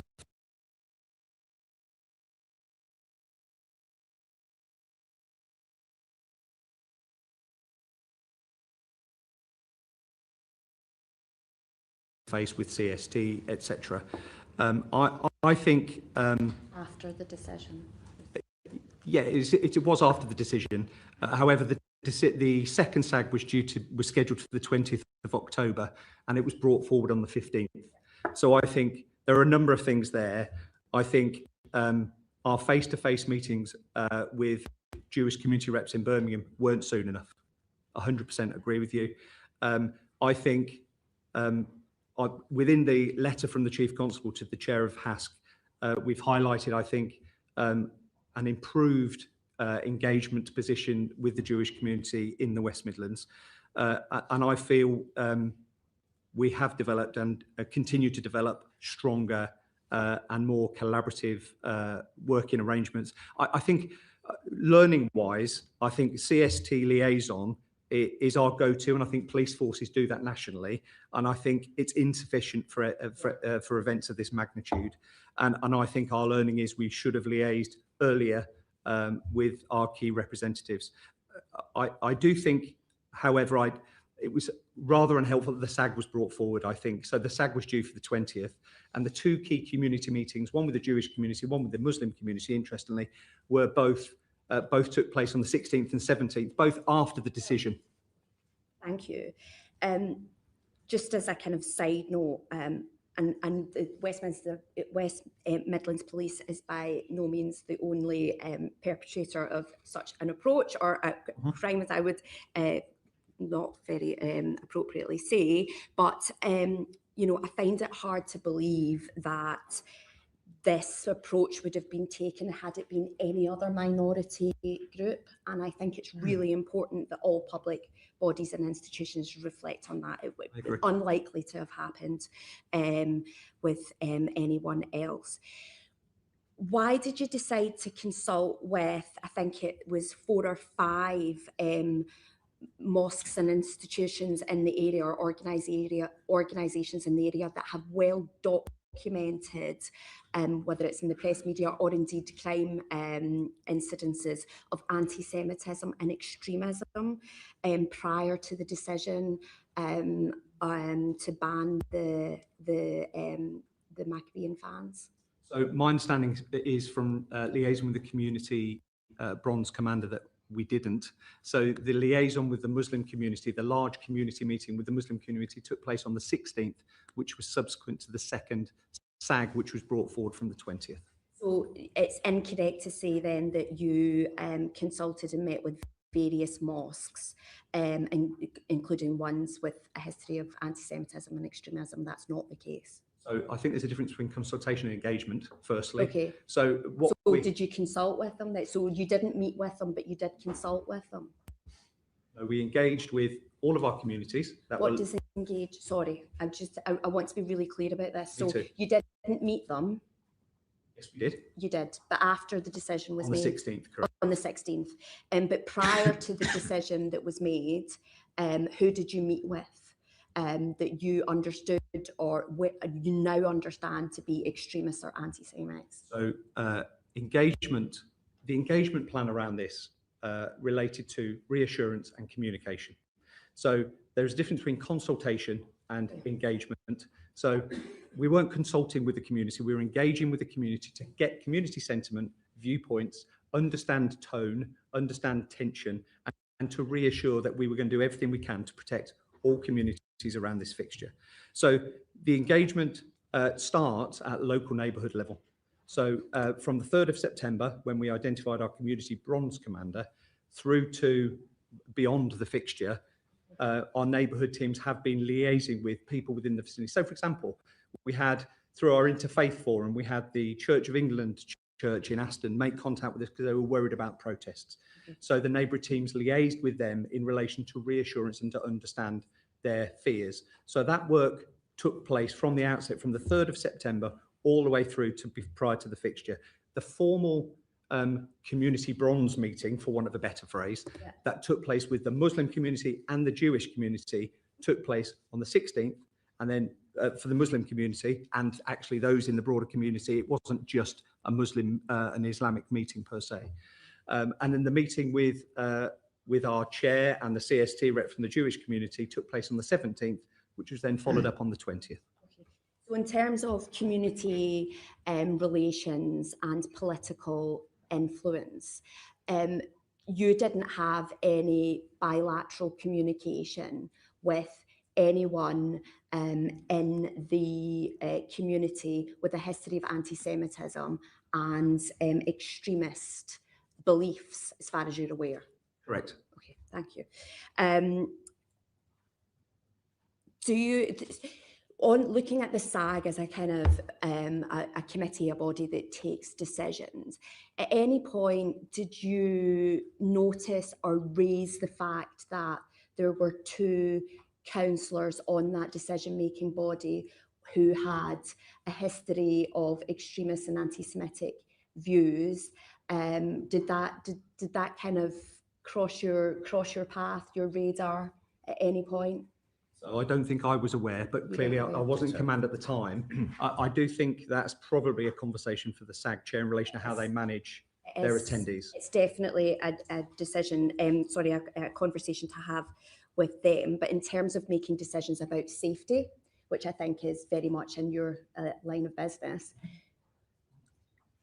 having a kind of approach, or at least an understanding of who's making these big decisions about the safety of our community and where their ideology or indeed their kind of decision approach is, you didn't think about that, discuss that, you weren't concerned about who was on the SAG and the decisions and the information that they were bringing in, influencing on the decision about safety? I don't think we were concerned, no. No. Okay. Independent SAG chair, professional, experienced, and lots of different of our local partners represented at the SAG table. So no is the answer to your question. And I am told not so many years ago, I think the local MP chaired the SAG as well. So how it all comes about on who sits on the SAG is definitely, an issue for the local authority. You're not concerned about it from a safety perspective? Honestly, we didn't have any concerns about that. It was never mentioned to us. Can I just say a broader point in terms of safety advisory groups? First thing I'd say is, notwithstanding any issues in this, they were brought in post a number of disasters. The genesis of it was around the Ibrox disaster, and obviously with Heysel, Hillsborough, the Bradford fire. So there's a bit of an overlapping of different attempts that have improved it. But the bottom line on the current process is this is the longest ever period in British football without a disaster where people have gone to a football match and died. So if there are tweaks required to the system, we need to be careful because it's been very successful at keeping people safe. It is clearly locally focused. And on the base level, the aim of the SAG is to let people go to a game and do it in safety. So I think whatever thoughts come out of this, let's not throw the baby out with the bathwater, because we've been very successful at keeping people safe. I think there's probably a broader thing about consistency of SAGs, which you allude to. There is no consistent mandate for who goes apart from emergency services. SAG chairs have varying degrees of training, background and relevance for this. So there is a very diverse picture across the country about the efficacy of SAGs. That said, the process has worked very well at keeping people safe. The final point to make, obviously there's been national government commentary on this. I do think some thought needs to be given about how we give those broader concerns a voice at a SAG in an audited way. Because ultimately the SAG and the Chief Constable, if this has gone badly wrong in terms of public safety and people have been injured or hurt or died, then they're the people who are going to be held to account. So I think we need to look at a way of updating the system for consistency, but also to give appropriate people a voice. Bearing in mind we've got Euro 28 coming up, where there'll be a lot of commentary. So it needs to be fed in a proper, documented, audited way that I think from the conversation we're having, you'd probably agree with. So, we obviously, Baroness Casey did her report following Yes. the incidents at Wembley, and our sister committee, the DCMS committee, is looking at safety advisory groups now as well. But we as a committee will absolutely, this is part of what we're looking at. Joe White wants to come in quickly, and then I'm going to go to Robin Moore. We're going off in diverting actually, but this is about the way that overarching way that football is managed, because it's responsible for DCMS, responsible for the Home Office, and now you're talking about the FCO. Now, sorry, the FCDO are purely a conduit for us to get information. Okay, but in my view, and it may well become a recommendation that comes out of this our report, is how these issues are managed, because we're getting, the security and safety of sites of football grounds muddled up with fans and who attends, etc. And I think that they should be very.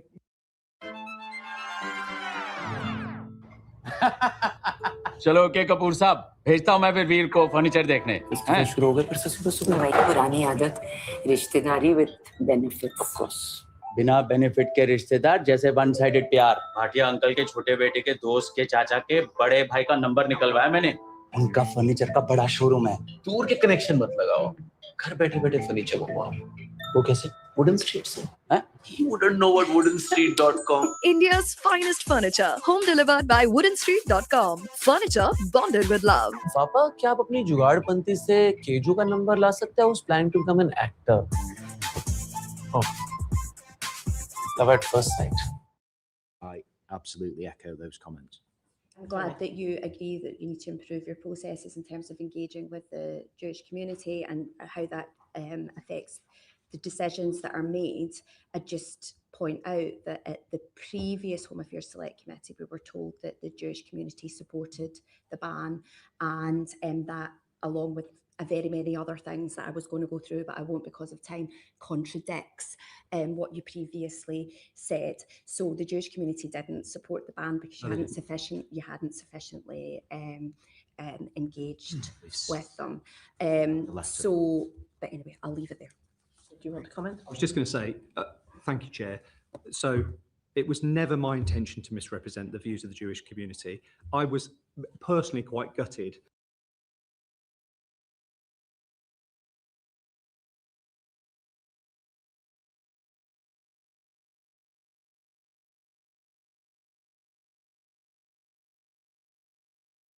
to leave the first session, to be contacted by the Chair and to understand that I had caused confusion or consternation. That was never my intention. I immediately apologised, which was then shared with the community.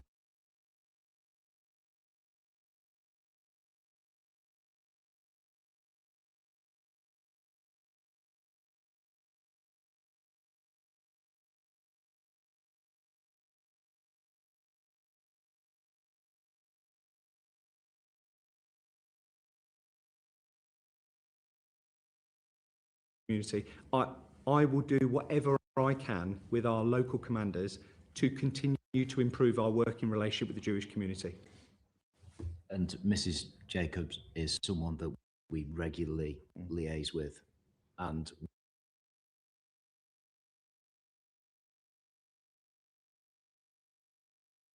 we are very grateful for the support that she's given us. And I know she's grateful for the support we've given her post some of those international events. And that's what I was saying before. We absolutely continue to do so. I don't know who Mrs. Jacobs is. Probably more. Just following on with community engagement, did you engage with mosques or Muslim representatives in advance of making a decision? In advance of making the decision, I think we liaised with a range of faiths, community groups and mosques, yes. Including mosques. On what dates did you meet with mosques or Muslim representatives? I've got a full list of community contacts. I can send that to you if you wish, in relation to every single date and time of every communication that took place. That'd be great. It is my understanding that West Midlands Police decided to consult with various mosques, as you've indicated, including Engage, not consult, but yeah. Okay, including ones that had a previous documented history of anti-Semitism prior to the decision being made with Maccabi fans. Are you aware that those mosques had that? Not as far as I'm aware, no. No. And is it reasonable to check that those mosques would have had that level of accusation that had been made against them before engaging with them? What we have is that a vicinity or a community that has places of worship, charities, third sector organisations and key contacts, and we liaised with a lot of different people who I'm sure have a range of views, but it wasn't consultation, it was engagement, and there was no pressure in relation to our decision. It was made in relation to public safety.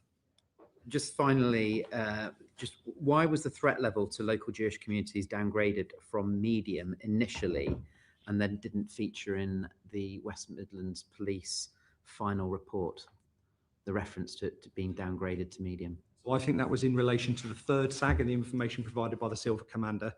I'm not aware of why it was removed. My understanding is we were focusing in relation to the attendees, the protest groups, etc. It was downgraded, but then not necessarily included within the final report. Or that was more of an oversight than anything else. Can I jump in there? Why was the threat to Maccabi fans was high on the 7th of October? We have all this evidence of armed vigilantes or the threat of that. Why was their threat then downgraded to medium by the 24th of October? What happened to downgrade the threat to them? Yeah, so you're absolutely right. The reason it was high was because of the information intelligence that we had within the operation to suggest that there was a threat that could be posed towards the Maccabi fans when they arrived. By the time of the final SAG, Maccabi Tel Aviv had said they'd refused all away tickets, so we were expecting no away fans. So therefore, the risk level had reduced. So because they were not coming, correct. There was a medium threat to them still. Correct. Why was there no threat or low threat? Because there was potentially an opportunity for people to still attend. Why was the threat to the Muslim community raised from low to high? From low to high? Yeah, between the 7th of October and the 24th. I would imagine in relation to the information intelligence that was presented to the Silver Commander at the time. But the Maccabi fans weren't coming, so it was not from the Maccabi fans, presumably. I would assume not, but again, so I think post the decision being communicated, we had an uptick in right-wing protest. So we started to receive more. It became a higher risk because of the decision to ban the fans. Yes. So we started to get more intelligence coming in of counter-protest, which would have been obviously directed towards our pro-Palestinian protests. So not a threat from Maccabi fans, but additional protesters coming into Birmingham to sort of counter-protest around the pro-Palestinian protests. So just moving on to engagement with the Home Secretary, what was the response, and this is addressed to the Chief Constable, if I may, what was the response of the Home Secretary after you indicated to her on the 8th of October that the no away fans was the working assumption of the SAG? Yeah, subject to the SAG's decision. Yeah. And that the Home Secretary's response was that she noted that. She didn't give a specific response once I'd given the information. No levels of concern were raised by the Home Secretary, just that it was noted? Yeah, it was at the end of a meeting which was all to do with protest, which the Metropolitan Chiefs were on and I sat on, and the Chief HMI sat on as well. So it wasn't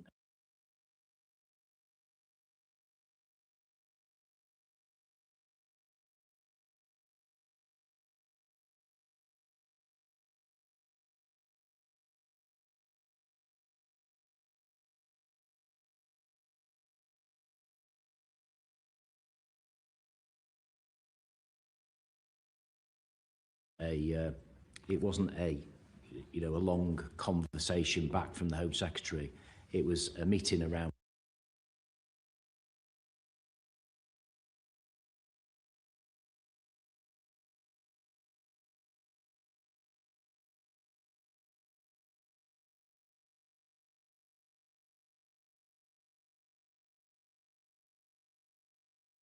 protest, and she noted what I said to her.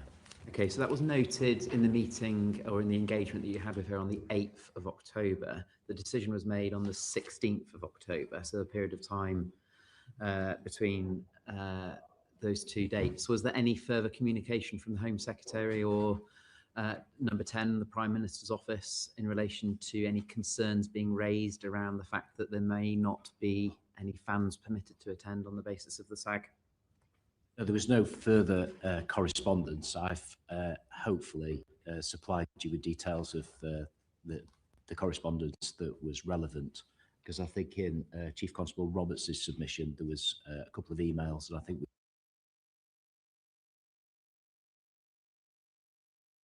we've done the same as well.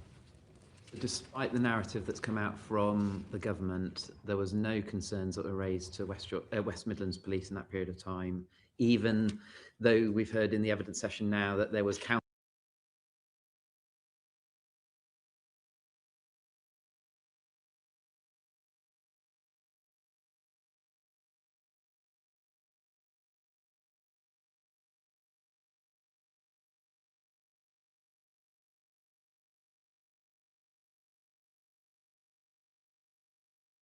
to protests from the far right as a result of a ban being put in place. Yeah, there's nothing direct to ourselves now.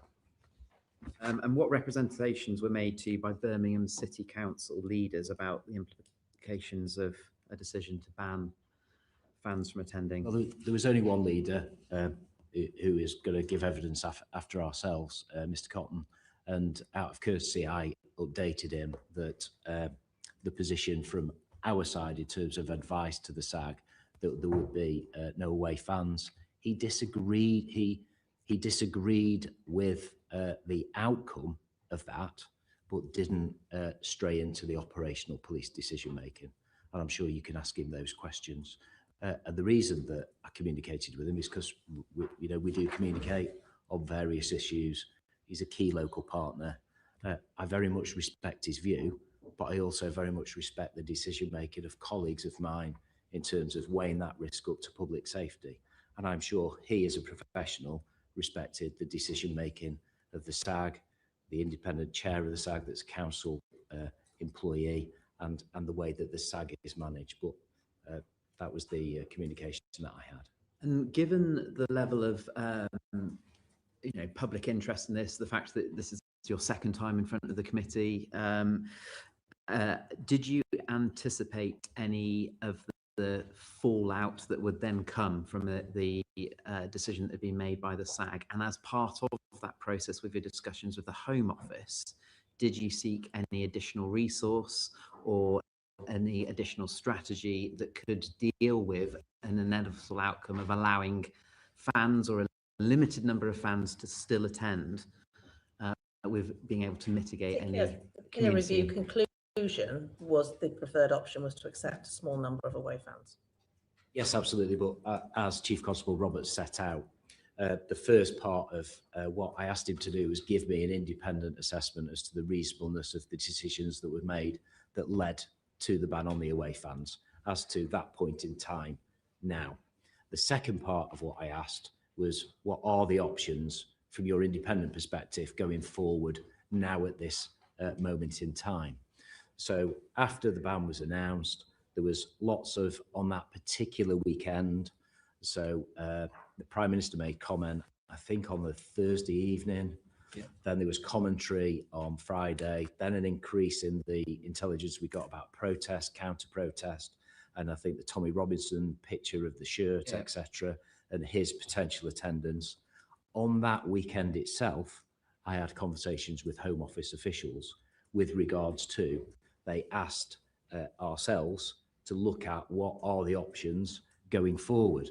And as I'd asked Mark, the level of risk had increased because of all that additional protest, intelligence, and who was likely to come, etc.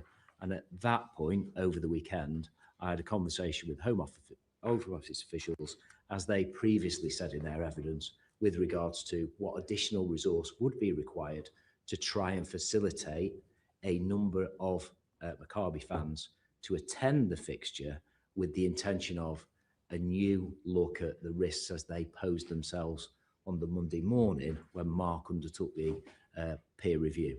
So it was based upon what had happened on the weekend, so what had changed since the announcement, what had happened with the intelligence we received over the weekend, a new look at the risk level, what could we reasonably do. And those are the options that Mark set out. Did you at any point, as the Chief Constable, request additional resource to deal with the initial recommendation of allowing a limited number of fans being able to attend?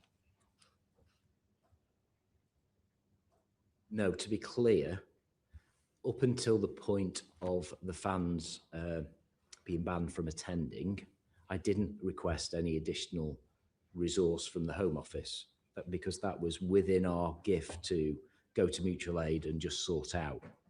But after that weekend, and when I did speak to the Home Office, obviously the risk had gone, as Mark says in his peer review. Just before the risk level changed. Yeah. So even though you had at your disposal to go to mutual aid, was that a consideration that you gave? Yeah, absolutely. Yeah, we were going to mutual aid.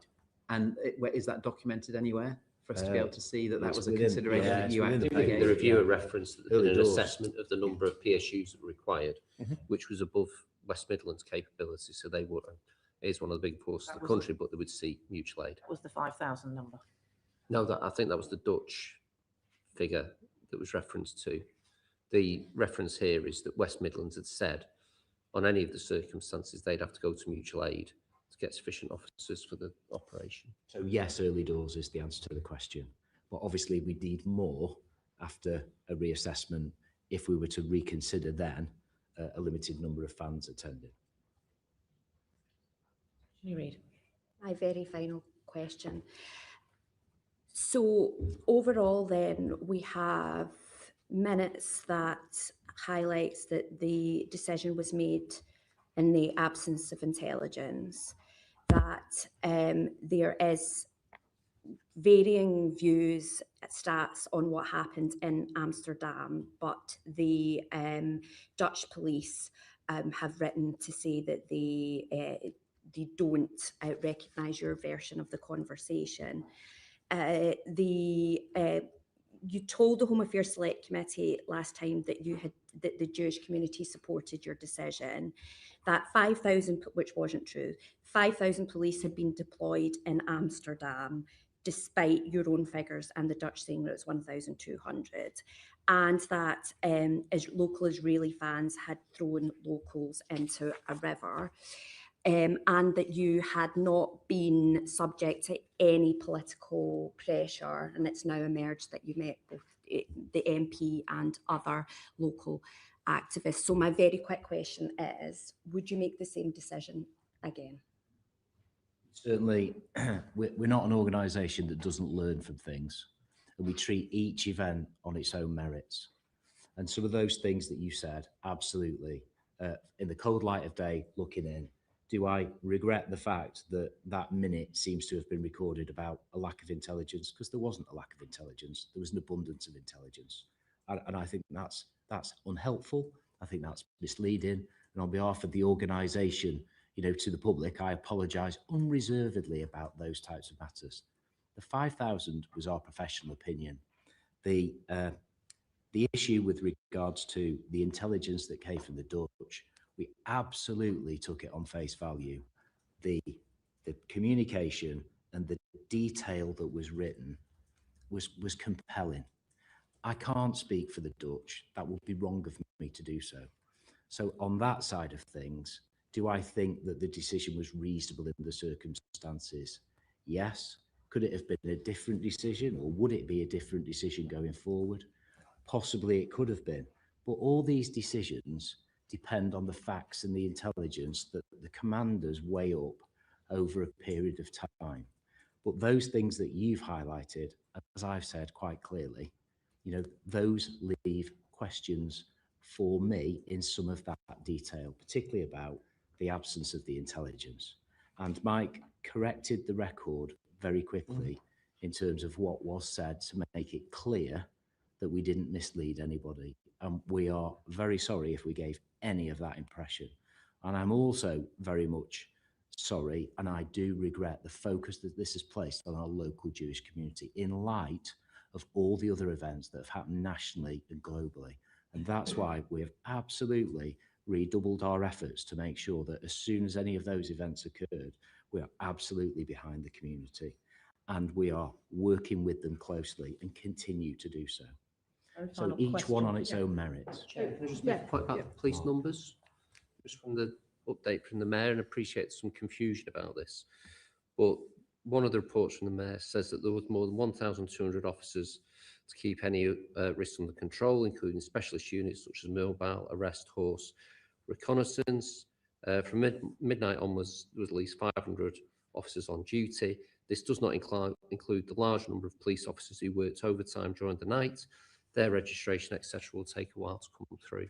So there is some variation on the numbers. 5,000, that was it. Well, no, but that's Very, but that's specifically what was said in very terms final of question. Very fine. Joe So, White. so very quickly, Mr. Wilkinson, you attended the SAG meetings, and obviously there's no minutes of what you said at the SAG meetings. Can you report to this meeting what you said you advised the SAG committee meetings? So the first SAG, the representation and the information and intelligence that was shared there was from the Silver Commander, who highlighted the numbers of layers of intelligence and information that we had, both local community tensions, protest, football, and obviously some additional sensitive intelligence. That was shared within the first SAG. At the second SAG, I reiterated that obviously in the absence of Maccabi fans, the threat to the football fixture would come down, absolutely, because some of those potential clashes between football supporters came down, but the threat to the event still remained high because of protest, counter-protest, and some of those ongoing community tensions within it. So there was still a high threat to the whole event, not just the football. And what was your recommendation at the first SAG committee? So I didn't make any recommendation at the first SAG, but the first SAG recommendation was a preference of no away fans. But what I think is important is we obviously were part of a number of emergency services partners who all were given the opportunity to put forward a view as to their preference for that fixture.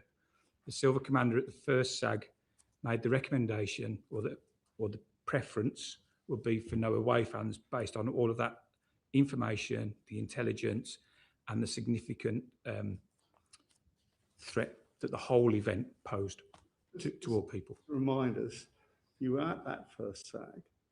Did you or the Silver Commander tell them about your conversation with the Dutch police? So the information would have been available to the Silver Commander because I briefed him the night You were before. there, did he? So my recollection is all of the information that we had was shared at that point and briefed into the SAG. He did tell them about your conversation. He would have shared You were all of the there. You were information. there. You must know. You'll have to forgive me. I mean, I haven't heard the minutes, heard the recording from the SAG. Do you recall? What do you recall? So I recall a very detailed, comprehensive briefing from the Silver Commander who outlined all of the threats and risks that the fixture was presenting. Both sides, including Maccabi on all sides. Tel Aviv fans, and also the All threats sides. from to harm Israeli fans. Chief Constable, you look like you would say one word. I'll send I found the taxi thing that we referred to very early on. I'll send that through to you as well. Appreciate that. Which shows the both. I appreciate that we have, you've indulged us and stayed longer than you were supposed to. So I do appreciate you giving us extra time. We as a committee are now going to talk to the City Council and other bodies, but we will reflect on everything we've heard, and we will be producing a report on this issue. But thank you again for your time. I'm going to have a short break now. Order.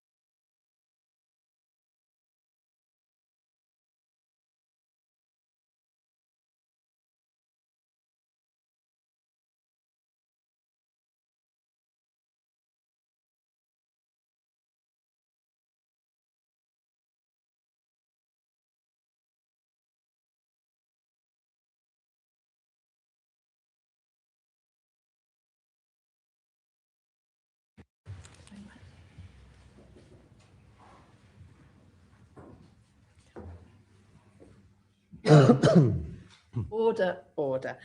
We now come to our second panel of witnesses on the issues regarding the decision to ban away fans for the Aston Villa Maccabi Tel Aviv Europa game.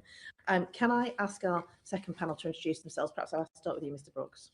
Thank you. I'm Richard Brooks. I'm an officer of Birmingham City Council. I'm the Executive Director of City Operations.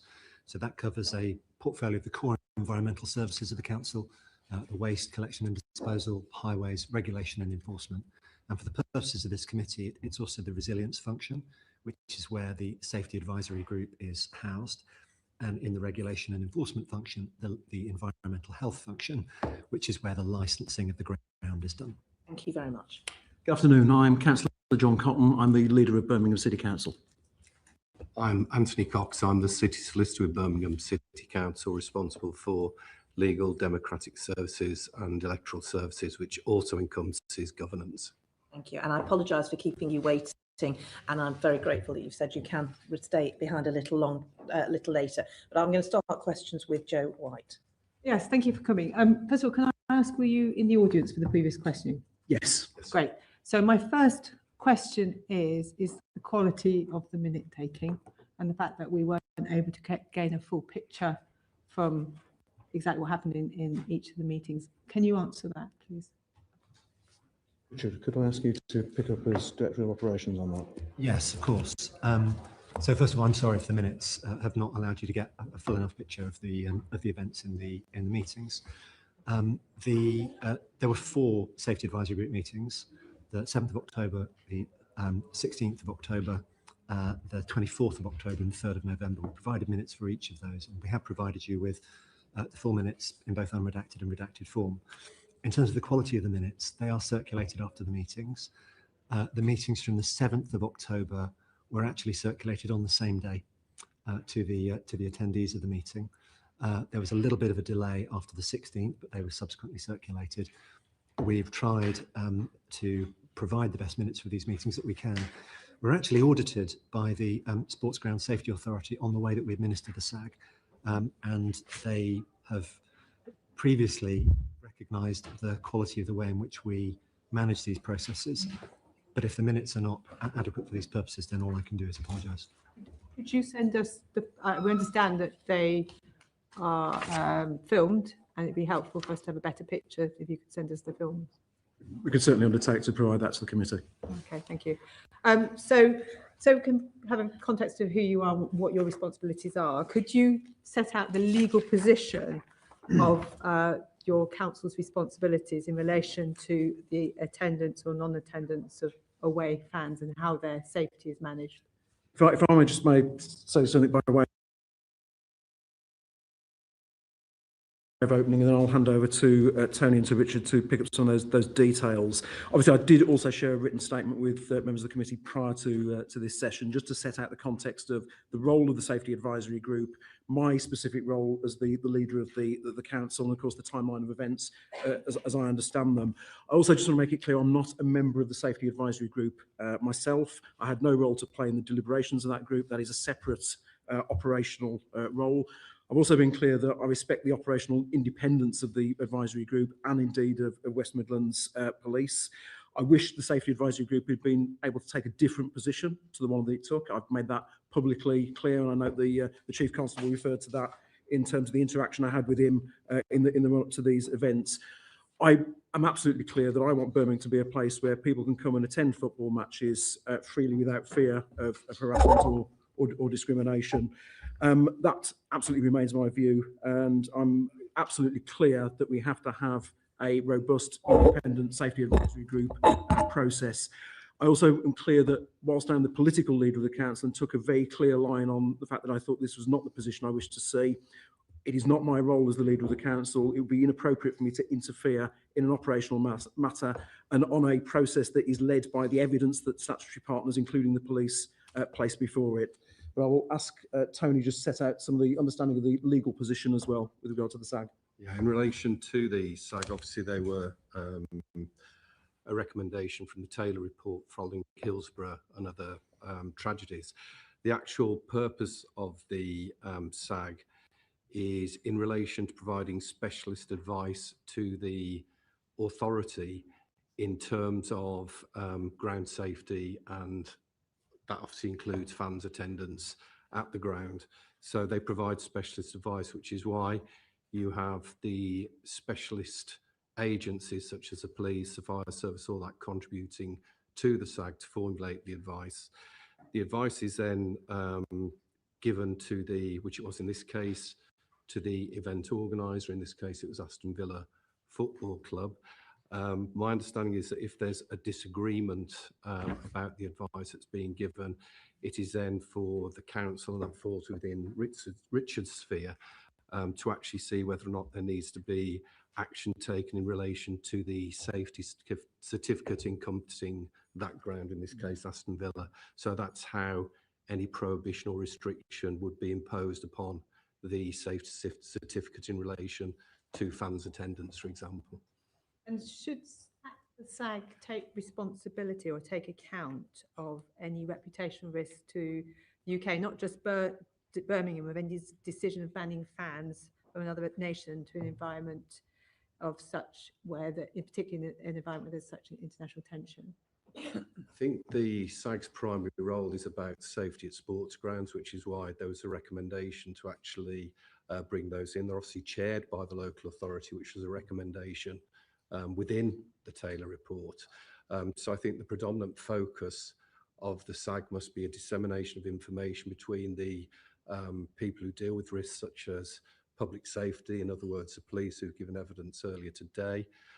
So I think the primary focus must be dissemination of information for members of the SAG to formulate the best advice possible based on all the evidence, with the focus being on safety.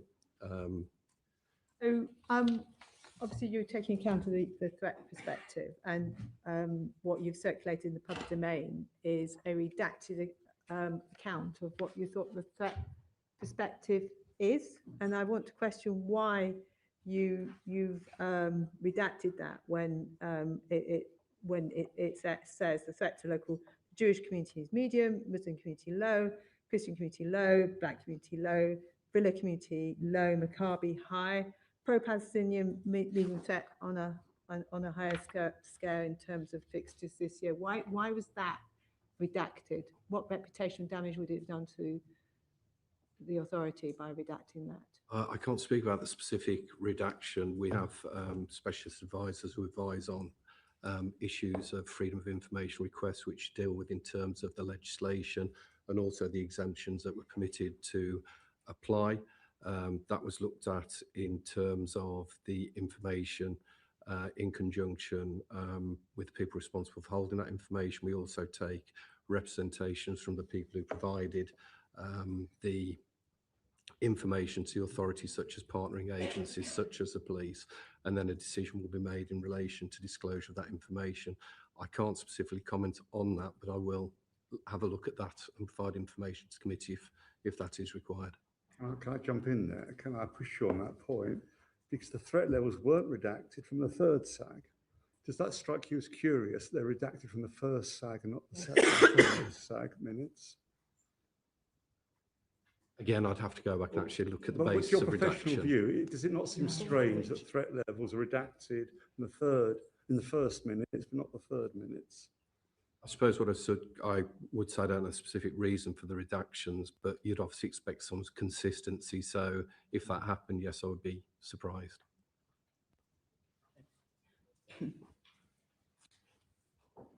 So I know, Mr. Cotton, Councillor Cotton, you've concerned about the reputational damage it's done to your city, and I'm sure you're concerned about the risk it now faces for people in the Jewish community and potential people who come to, Birmingham University's got the highest JSOC in the country.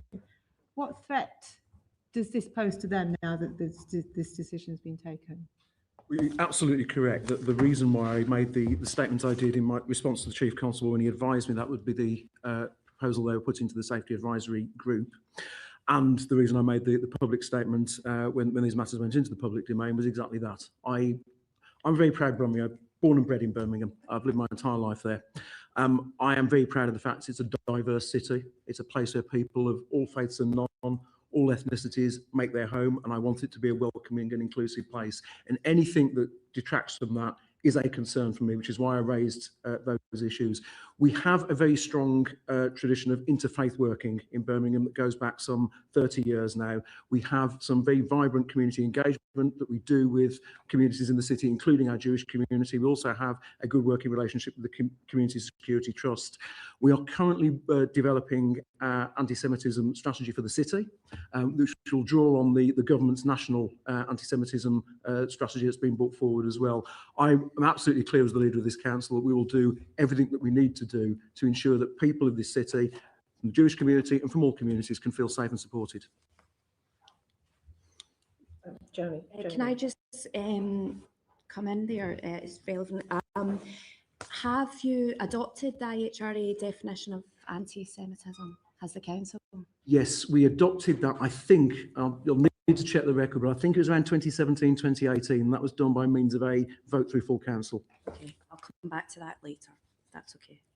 So, as a council, clearly there's levels of risk, and you can take the decision that you just don't want no disorder whatsoever, which probably means you never put a football match on again, or you manage the risk. What's your risk appetite here? Because you wanted the away fans to be able to attend. Were you prepared to accept some form of disorder as a result of that? My view on this was that I did not want a message being sent out about this city not being a welcoming and inclusive place, and I was very concerned that such a decision to ban away fans would absolutely communicate that position to the world, and that's not a message I want conveyed around Birmingham. I think when it comes to the specifics of safety and risk, that is absolutely rightly considered in the forum of a safety advisory group, and you want the professional expertise and perspective to inform that decision. It shouldn't be informed on sort of external political perspective.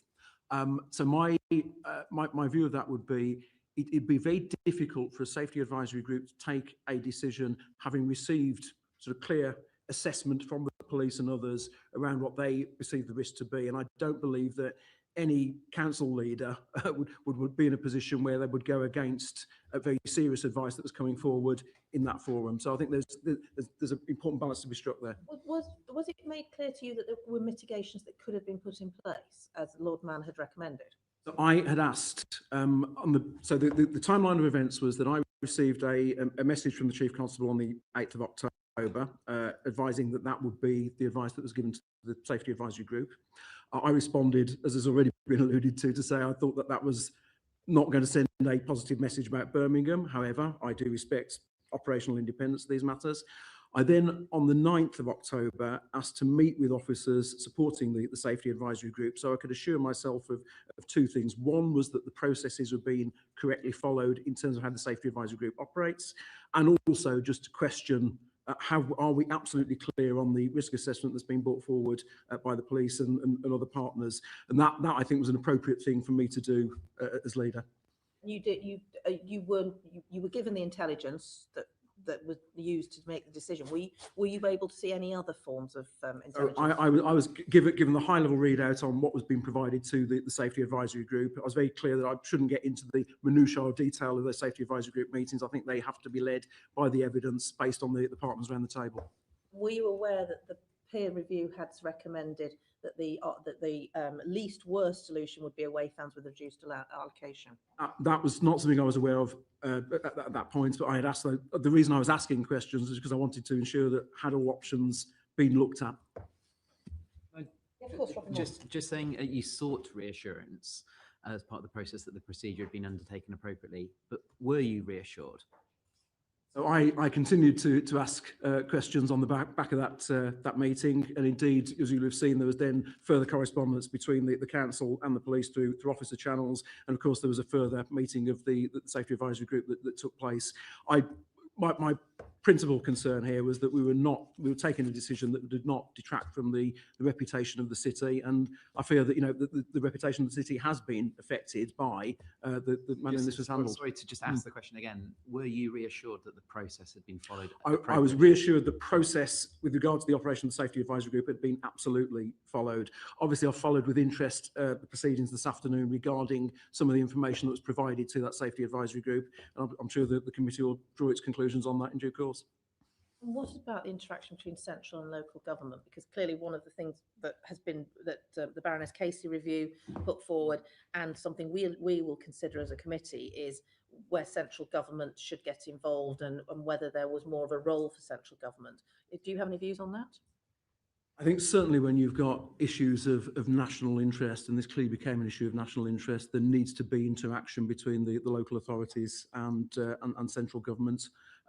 But both need to inform each other over the handling of something it becomes about the UK's reputation as well as the city's reputation. So I'll be very interested to see what comes forward in terms of recommendations to yourself in that regard. Thank you.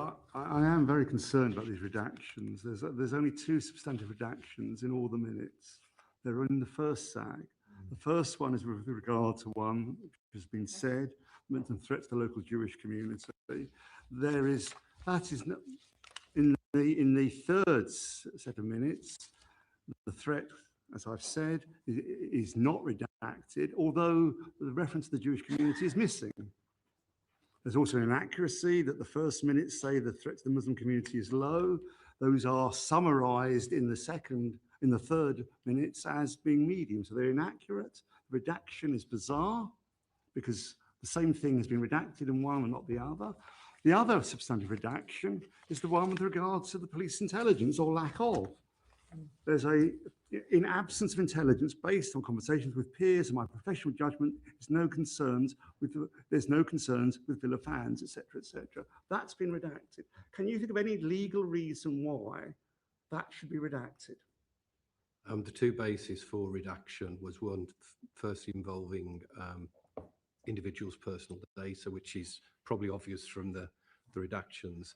The second redactions was in relation to law enforcement issues after the police and national intelligence. So that's why my understanding is why the redactions were applied. There's a lack of intelligence. It's not simply to avoid political embarrassment. Not as far as I'm aware. I think it was done on the basis of the exemptions that were felt to be rightly applicable. And can you come back to us on both those redactions and the inconsistency? Yeah. Okay, that's helpful. Thank you. When you knew the Chief Constable, or when you knew that there was going to be a recommendation to ban the away fans, how strongly did you discuss this with the Chief Constable? How far did it get, this conversation? So I responded to a text message I received from the Chief Constable on the 8th of October to say that, as I set out earlier, that I thought this was a decision that would reflect badly on the city. I thought it was the wrong decision. However, I also emphasised in that message that I respected the operational independence of the police and of the Safety Advisory Group. So that was the message I very clearly conveyed back to the Chief at that point. And did you go outside the city politically? Did you address this nationally? No, my view was very straightforward, that it was for the Safety Advisory Group to act on the basis of the intelligence and information that was put before it by statutory partners. I thought it would be inappropriate for me as a politician to step into that space, having already conveyed my concerns around the wider impact that it would have upon the city. And what about from the resource perspective? Because there's an issue of resources in addressing these risks.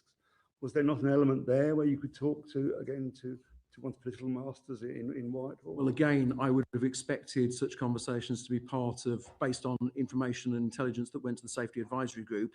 We have a long-established process that the Safety Advisory Group considers those with the appropriate professionals sat around the table, and then would come forward with recommendations and proposals. I thought it would be crossing the line, frankly, in my point of view of my responsibility to step into that space. I thought the process should be followed, and I'm sure the process was in terms of the group itself. And did you quiz them as the process having been followed, or did you assume it had happened? No, I asked a series of specific questions. Actually, when this process started, I must admit my knowledge of safety advisory groups and the whole process was somewhat limited. It was not something I'd come into contact with, so I had to learn a number of things. Yes, exactly. So and the reason I convened that meeting with officers on the 9th was actually to understand what's the role of the safety advisory group, where does this fit in terms of the legal framework, what is the appropriate process to be followed in these circumstances. I was assured that the appropriate process was being followed from the point of view of the City Council as the convener of the safety advisory group. Clearly, that safety advisory group can only act on the basis of the information that's placed in front of it, and that I think is probably the issue that we're teasing out here this afternoon. Any Reid. Thank you. I asked earlier about whether your local authority had adopted the IHRA definition. You said yes, which is nice to hear. But I think you're right. I think that this incident has damaged the reputation of Birmingham as a whole, and it's allowed people to spread myths about Israelis being uniquely evil and unable to come here and behave properly in the UK. But do you think that it is appropriate for councillors who have predetermined views, anti-Semitic views, to sit on the SAG and be part of this decision-making process? And yeah, that's my first question. I suppose that there are two points that come out of that question. One is the role of elected members and whether they should indeed sit on safety advisory groups. Now, Birmingham's unusual but not unique in that respect, and we'll come back to that because I do have some views on that. The points around any member participating in a safety advisory group meeting, or indeed any other meeting, I would expect them to abide by the code of conduct. I would expect them to abide by declaring any interests or issue that had arisen that would be seen potentially to prejudice their judgment. And I note that on the agenda for the safety advisory group, there was a point at which people were expected to disclose any prejudicial interest. I think that's absolutely right and proper. It wasn't in this case, was it? So my understanding is that the 24th of October, where a decision was taken, there was there were disclosures were made. One member recused themselves from the meeting on that basis. I know you're not. I know I'm not going to push this because I appreciate that that's not your that's not your responsibility. Yeah. However, what is your responsibility, in my understanding, and I've got a question for you in a minute, is that as your fellow councillors, firstly, if you'd adopted the IHRA, where they're making anti-Semitic statements and generalisations on Twitter and in public meetings, that is a problem. So what action do you think what action should be taken as a result of that? And then secondly, how did these councillors find themselves on this committee, and why was it felt that it was appropriate that someone with these views would be making a decision of this nature? So I would expect any member who participates in any meeting to declare interest appropriately. I would expect them to abide by the Council Code of Conduct and indeed any commitments that we've collectively made as a council, including respect for the IHRA, which, as I say, we passed in 2017. We have a disciplinary and standards machinery that can deal with breaches of those nature, and I would expect, if there were those issues, that to be pursued through those mechanisms.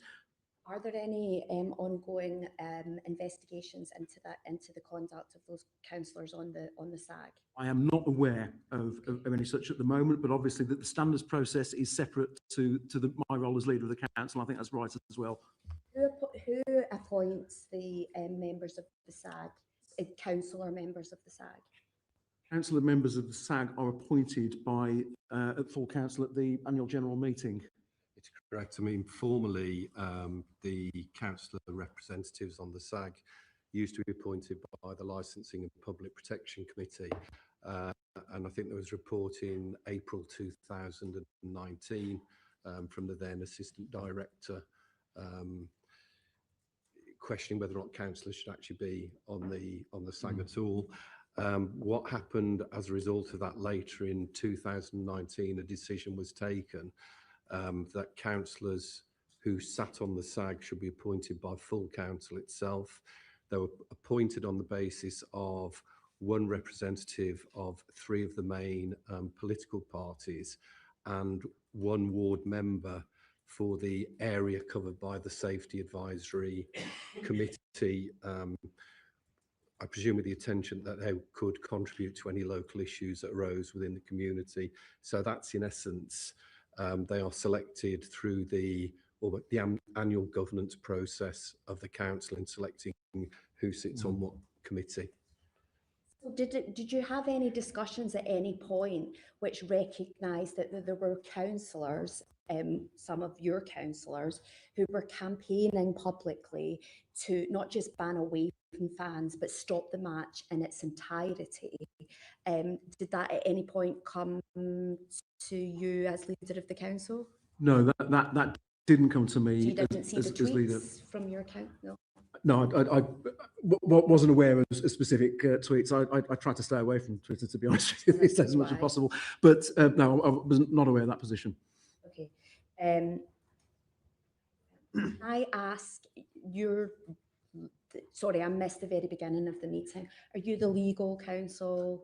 No, excuse me, I'm the Executive Director of City Operations, so I'm responsible for the part of the council that administers the SAG and also the licensing function which regulates the ground. Legal counsel. So can I ask about predetermination? So for my sins, I used to be a councillor and I chaired a planning committee for a number of years, and predetermination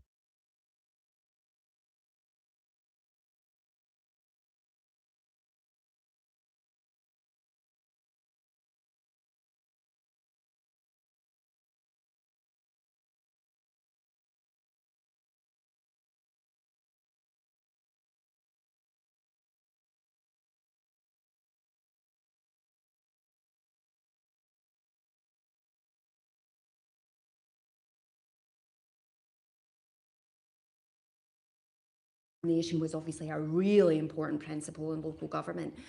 Is that applicable to the SAG? SAG in essence is not a decision-making body, it's actually a body that provides advice, but I think any council has a really strongly opposed view where it would impact upon their ability to actually reach a fair decision based on the facts, should actually consider whether or not they should be sitting within the committee. And there's, I probably don't need to tell you this from what you're saying, there's a difference between being predisposed to something as opposed to predetermining something. I completely agree with you. So in that case, do you think it was appropriate that the councillors who were campaigning publicly to stop the football game in its entirety